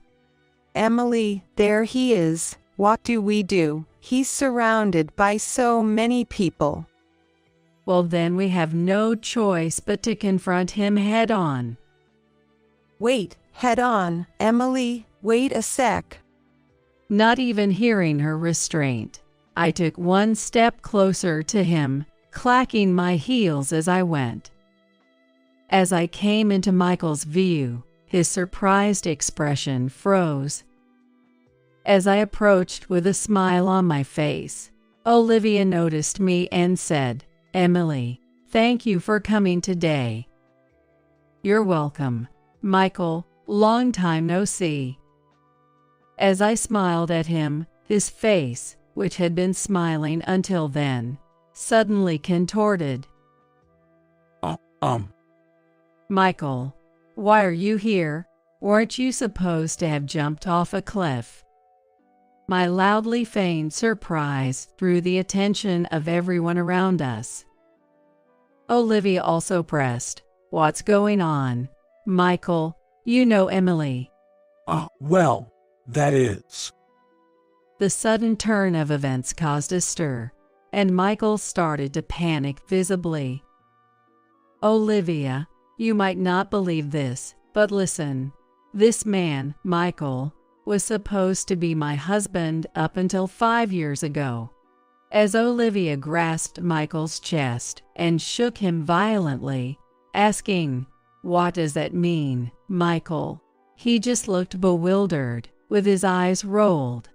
There, I laid out the events of 5 years ago for everyone to hear, not hiding a thing.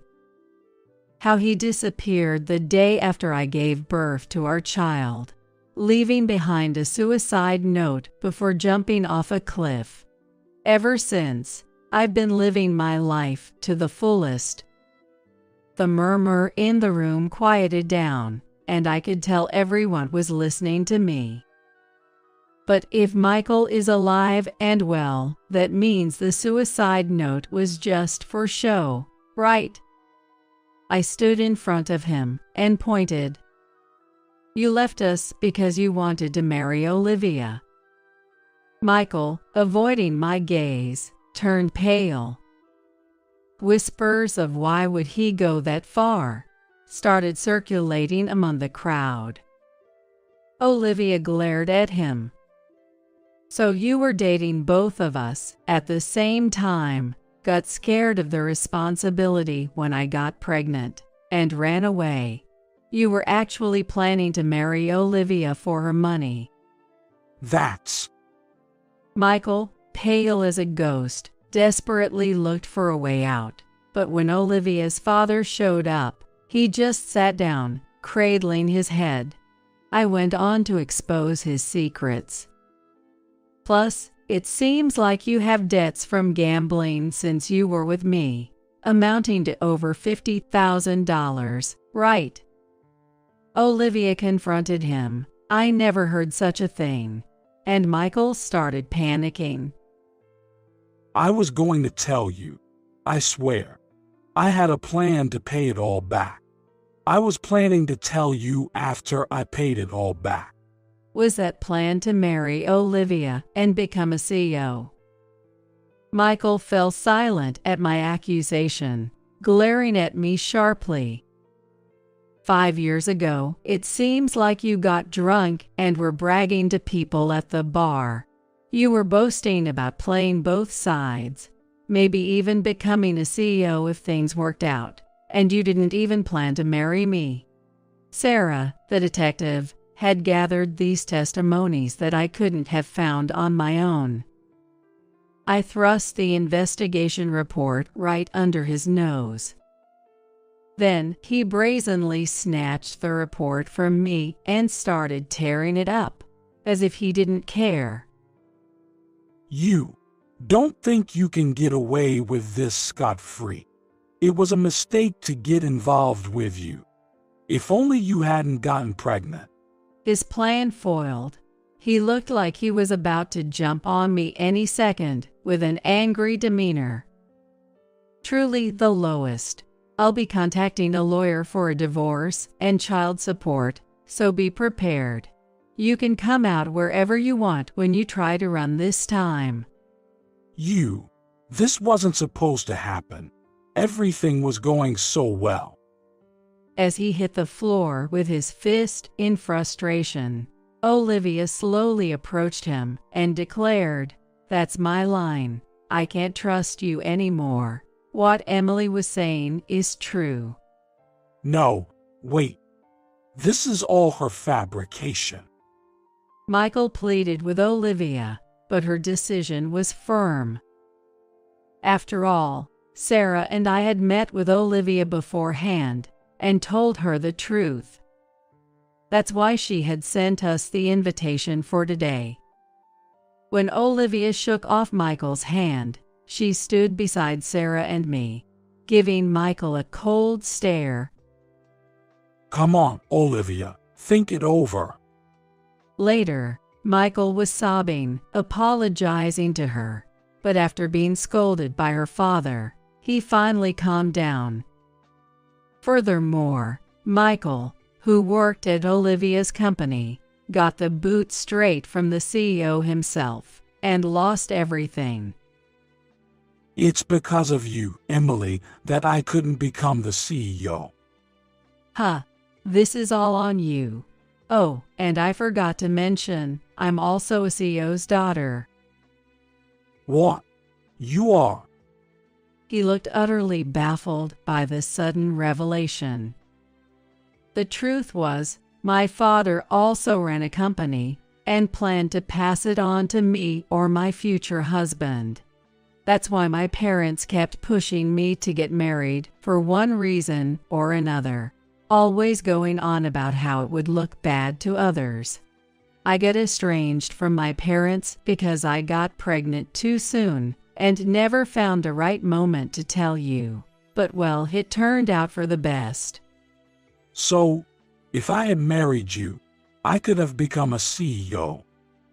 Suddenly, Michael grabbed my hand and kneeled. Let's start over. A child needs a father, right? No way. I'd never want someone like you as a father. I don't ever want to see your face again. Michael, taken aback by my outright laughter, was left speechless and in shock. Leaving him behind, Olivia, Sarah, and I left the venue together. After that, Olivia and Michael got divorced. Olivia's father was furious, vowing to claim alimony by any means necessary. I also filed for alimony and child support through a lawyer. Michael ended up with over $150,000 in debt, working tirelessly day and night, looking worn out. Meanwhile, I've been having enjoyable times having lunch with Olivia and Sarah. Furthermore, at 40, I've achieved my dream of owning my own shop. Lately, my 5-year-old Alice has started showing interest in nails, playing nail salon games with me. In those moments of my beloved daughter's endless smiles, I simply felt the joy of being alive, as a serene calmness washed over my heart. 15 years ago, I divorced my husband after discovering his affair with a childhood friend, with whom he even had a child. The affair partner harassed me to the point of quitting my job. At my lowest, my current husband rescued me, and we built a happy, peaceful home. However, my tranquility was short-lived. Recently, I encountered my ex-husband for the first time in 15 years. You must still be single, right? Who'd marry a barren woman like you? You still can't say anything nice, can you? My son is cute, just like his mom. Looking down at me with a smug smile, my ex-husband boasted about his child. I replied, "Oh really? What a cute child. Speaking of which, let me introduce you to my children as well." My introduction of my son left my ex-husband stunned and trembling. I'm Caroline Jones, 38 years old. I'm living with my 13-year-old son, Liam, my 11-year-old daughter, Emma, and my husband, Ethan, who is the same age as me. Liam, in his first year of middle school, is right in the thick of his rebellious phase. Lately, he's been quite cheeky and a handful, but when he really doesn't listen, my husband Ethan steps in and sets him straight. Emma, on the other hand, is all about makeup and fashion. As the youngest and a girl, she's quite adept at getting her way. Liam, who adores his younger sister Emma, quickly panics when she playfully threatens, "If you're not nice to Mom, I'll start disliking you, big brother." He hurriedly apologizes, Sorry. Look, I'll be nice to Mom, okay?"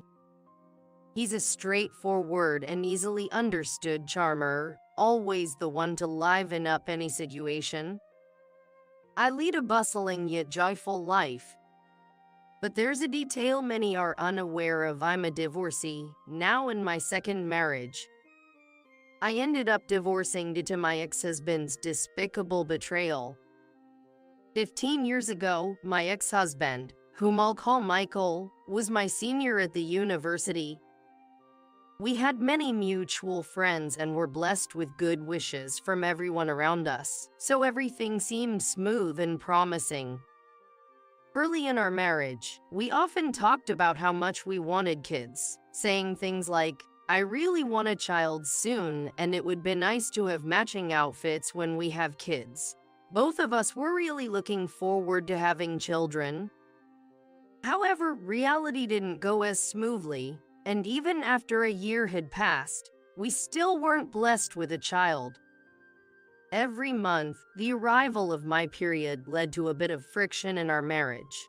Neither my husband or I thought it was good, so we had several discussions and even paid for expensive treatments to find the cause of our infertility. However, being told there was nothing abnormal, we didn't make any progress in improving our marital relationship. Initially, my husband was encouraging and cooperative. However, as time passed without us having children, he seemed to become irritated and his attitude towards me started to change. When will I ever become a father?"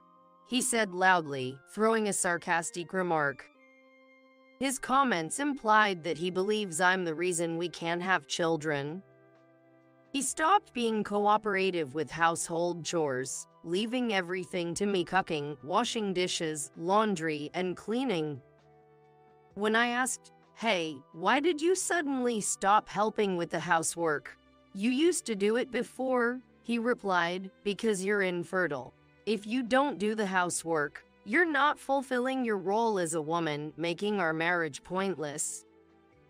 Afterward, my husband's words became increasingly barbed.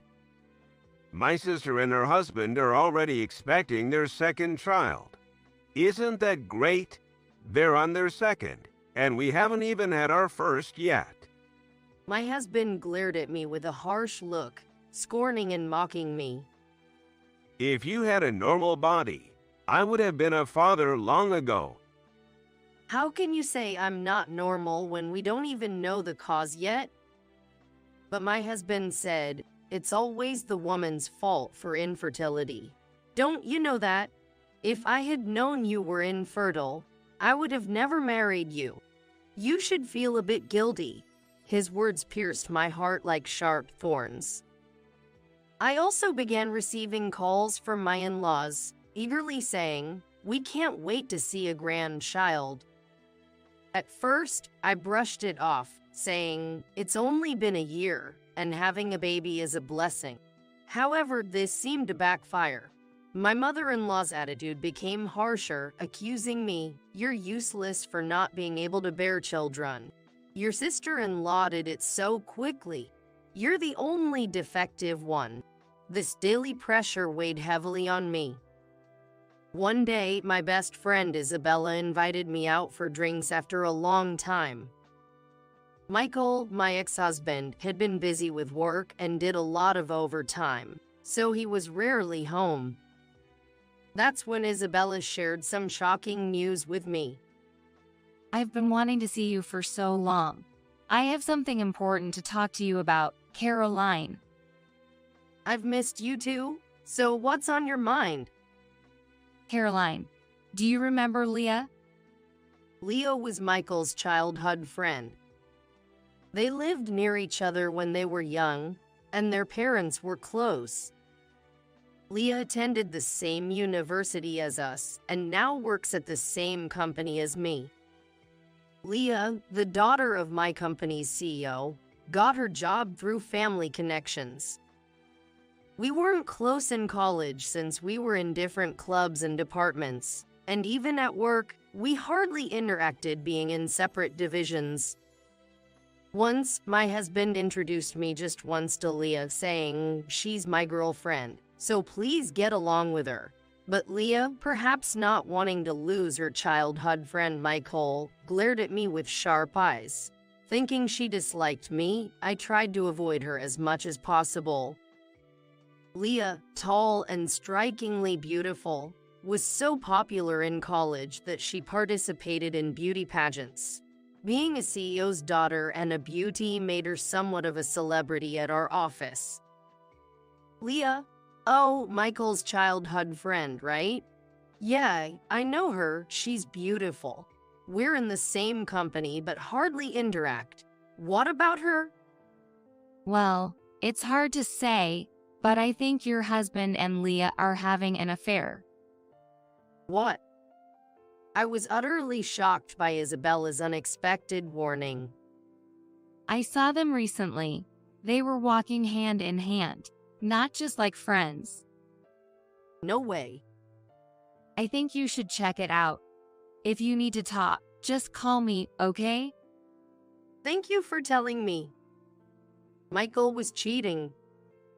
I had suspected it.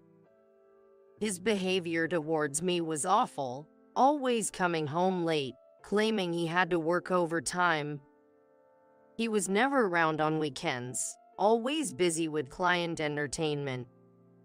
I had a sneaking suspicion, but I was pretending not to notice. That day, after parting with Isabella, I headed straight to a detective agency. The reason was, of course, to gather evidence of my husband's infidelity. Within a week, they had all the evidence, but I wasn't ready to file for divorce. No matter how terrible he was the man I once vowed to spend my life with. I couldn't decide right away.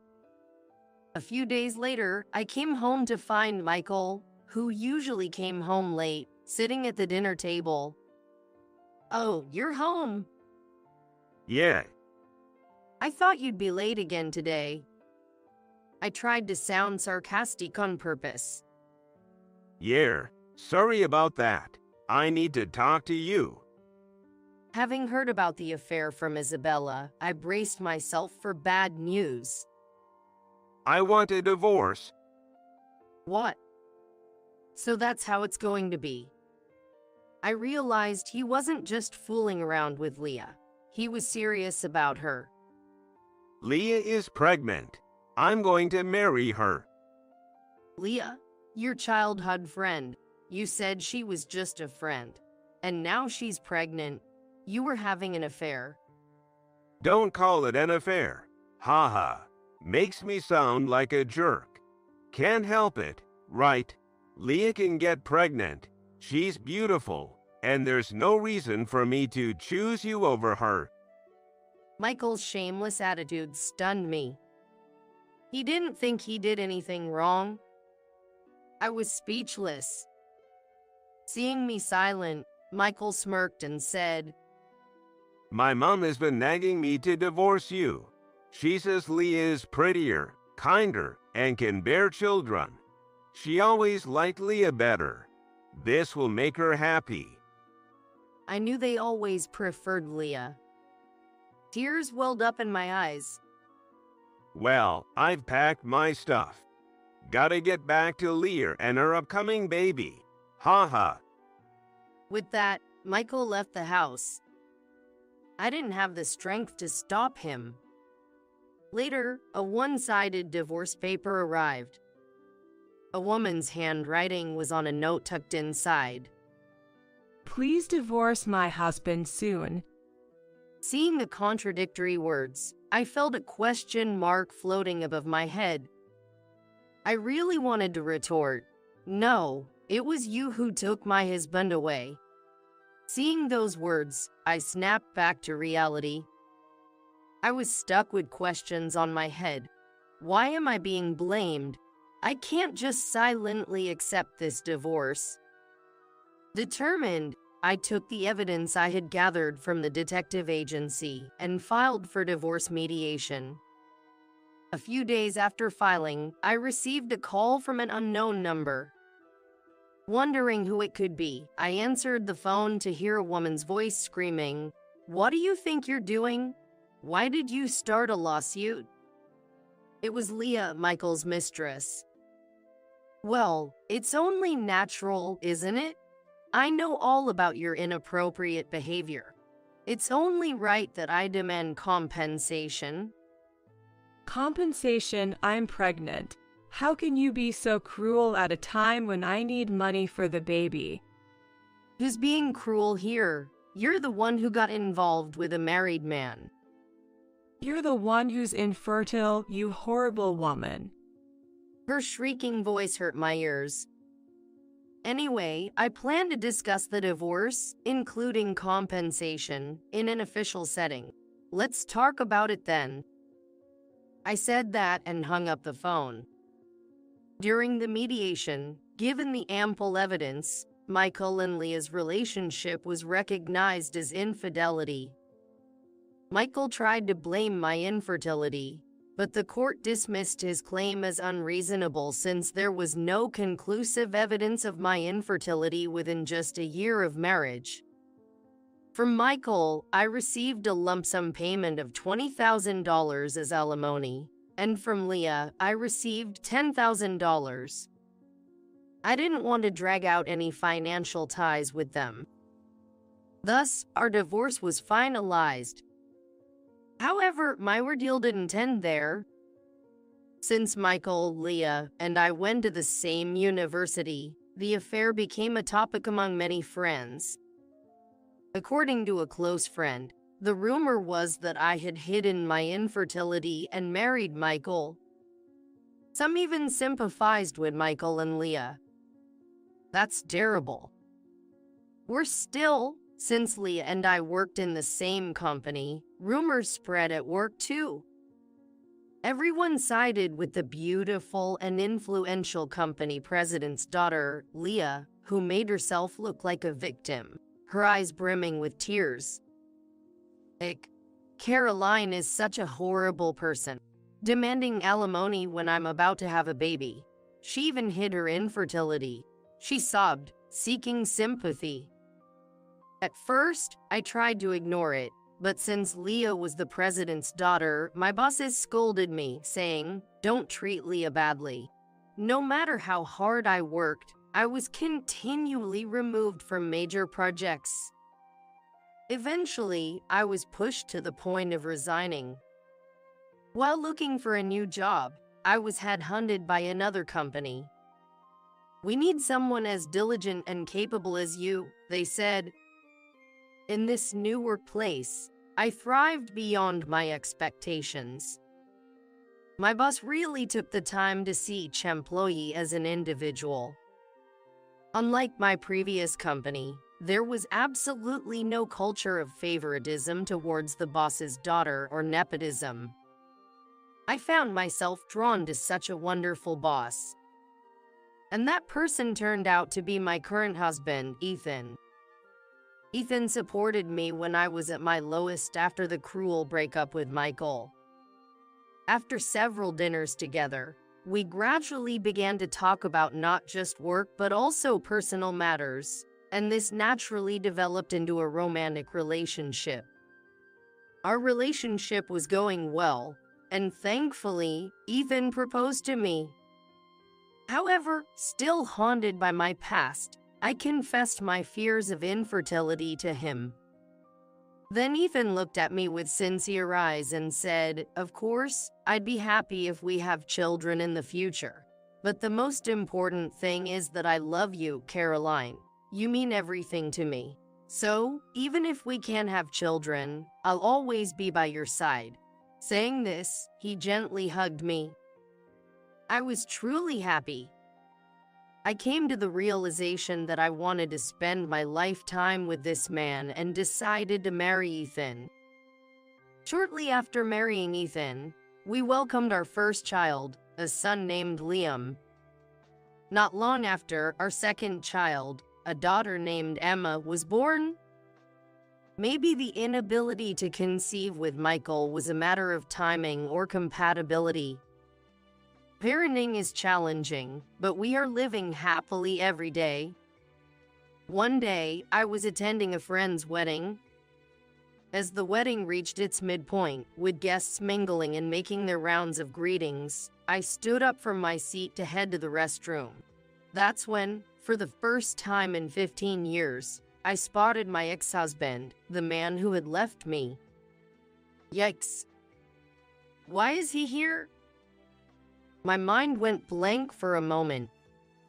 But then I remembered today's bride and groom were our university friends.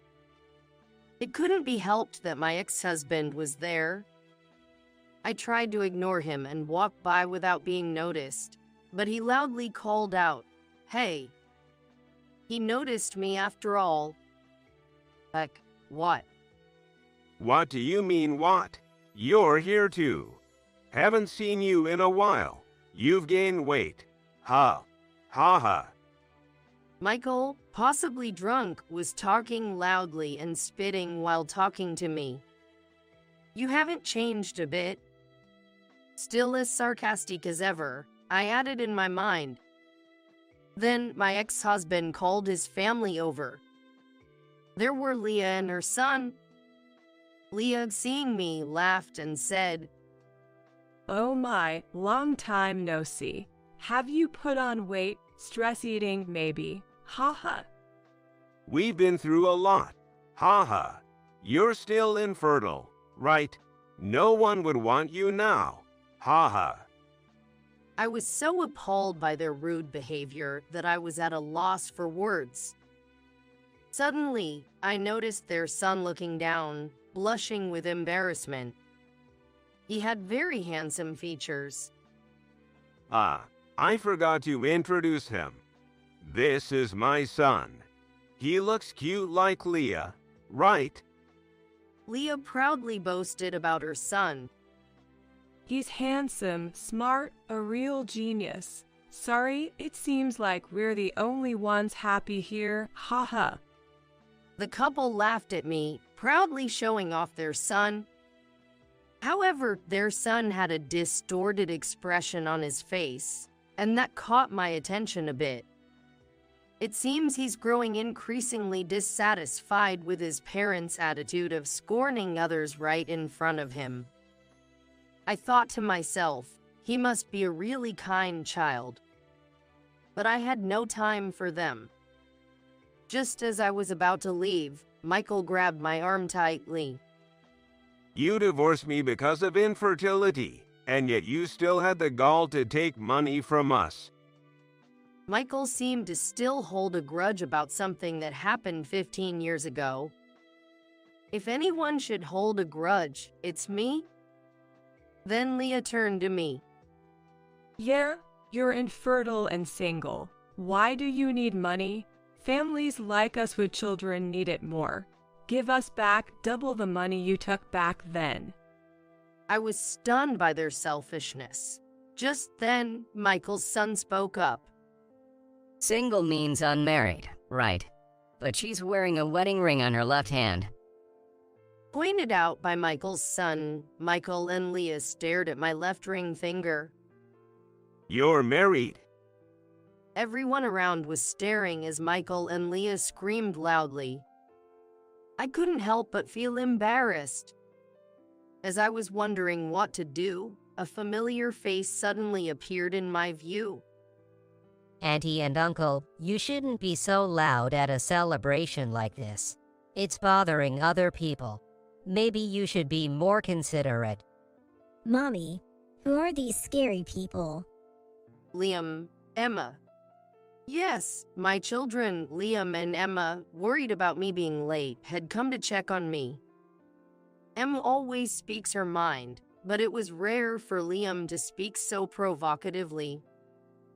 Mommy, you're late. Mom, you have kids. Yes, I do. Let me introduce them. This is my son, Liam, and my daughter, Emma. Michael was shocked to see the children of the woman he thought was infertile. Leah stared intently at my son. After a while, they began to speak in a muttering tone, with a voice that seemed strained and hoarse. That uniform. It seemed they were curious about my son's attire. Yes, he came straight from school with my husband, so he's still in his uniform. Not that, I mean. That uniform, it's from that famous private middle school. Oh, yes. Liam worked hard and wanted to try for it, so we let him take the exam. He passed and has been attending that private middle school since this year. Indeed, my son excelled in his studies and was attending a renowned school in the area. No way. That can't be your son of all people. My daughter, too. Next year, she plans to take the same school's exam. Yeah, and you know, Liam is amazing. He won a violin contest. Violin? I thought I recognized this boy. He was on TV recently. You saw that? Yes, he's been getting quite a bit of media attention lately. He was coming back from violin practice today. No, this can't be. Leah and my ex-husband were amusingly speechless. You were supposed to be infertile. How could you have children like this? To the flustered Michael, I conveyed calmly, "You both seem happy, and that's great. As you can see, I'm filled with happiness too. Please, let's not involve each other anymore.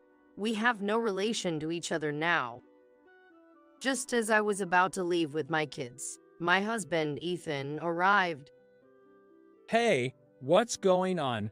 The main event is about to restart. Seeing my husband, Michael's face went pale. Mr. Lopez, the president. What?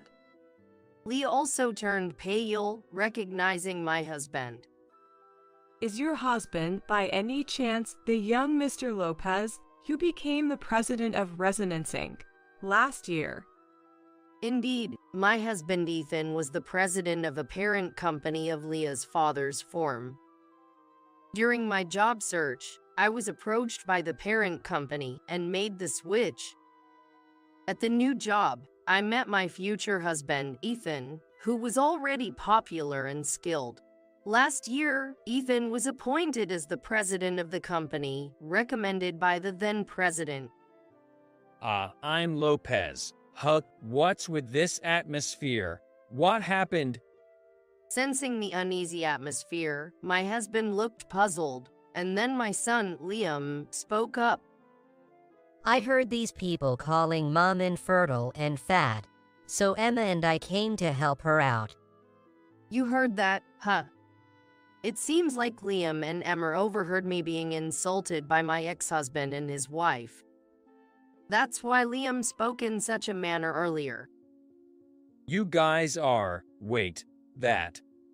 Realizing the context, my husband's expression hardened.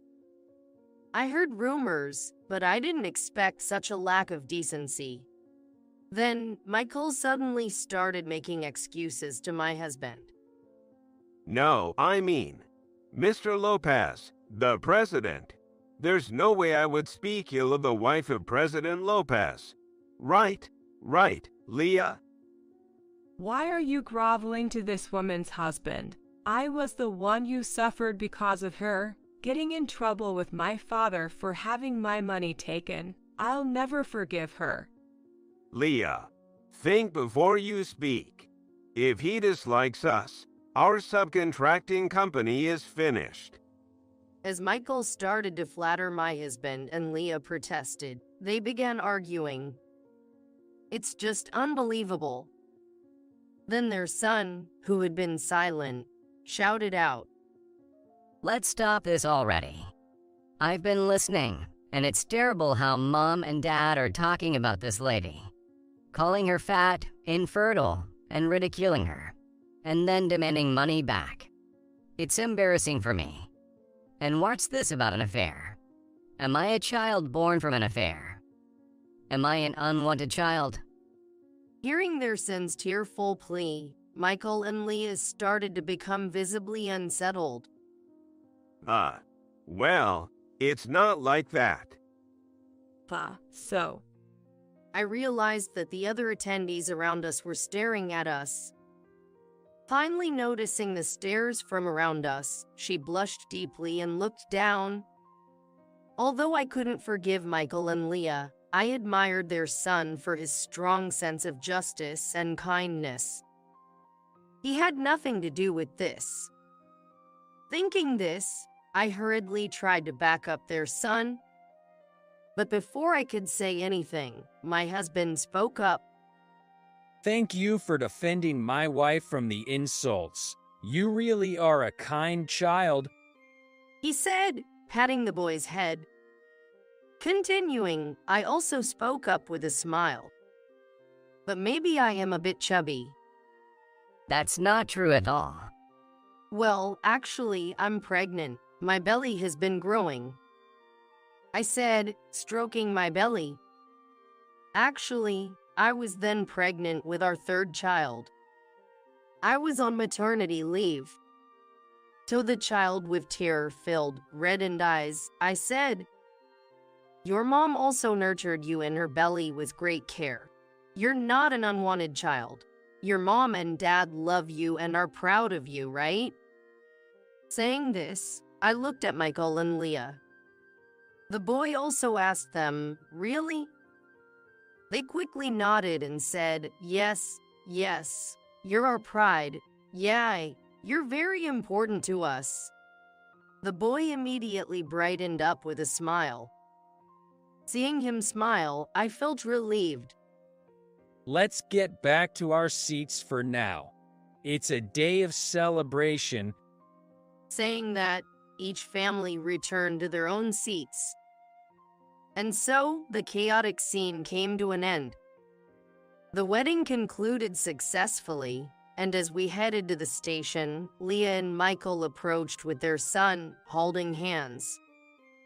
Liam and Emma were protective of me, but my husband chuckled and calmed them down. Sorry about that. We're truly sorry. It's late, but we regret everything, including today. And thank you for earlier, for our son. It was the first apology I had received from them in 15 years. Perhaps having a child had changed them a bit. I just laughed and said, Really, after all this time? Well then. With just that one phrase, I turned my back on them and began to walk away. Liam offered to carry my bags and took the one with the maternity mark on it. Emma cheerfully said, Here you go, and draped a coat over my shoulders. Despite their young age, they are thoughtfully looking out for me during my pregnancy.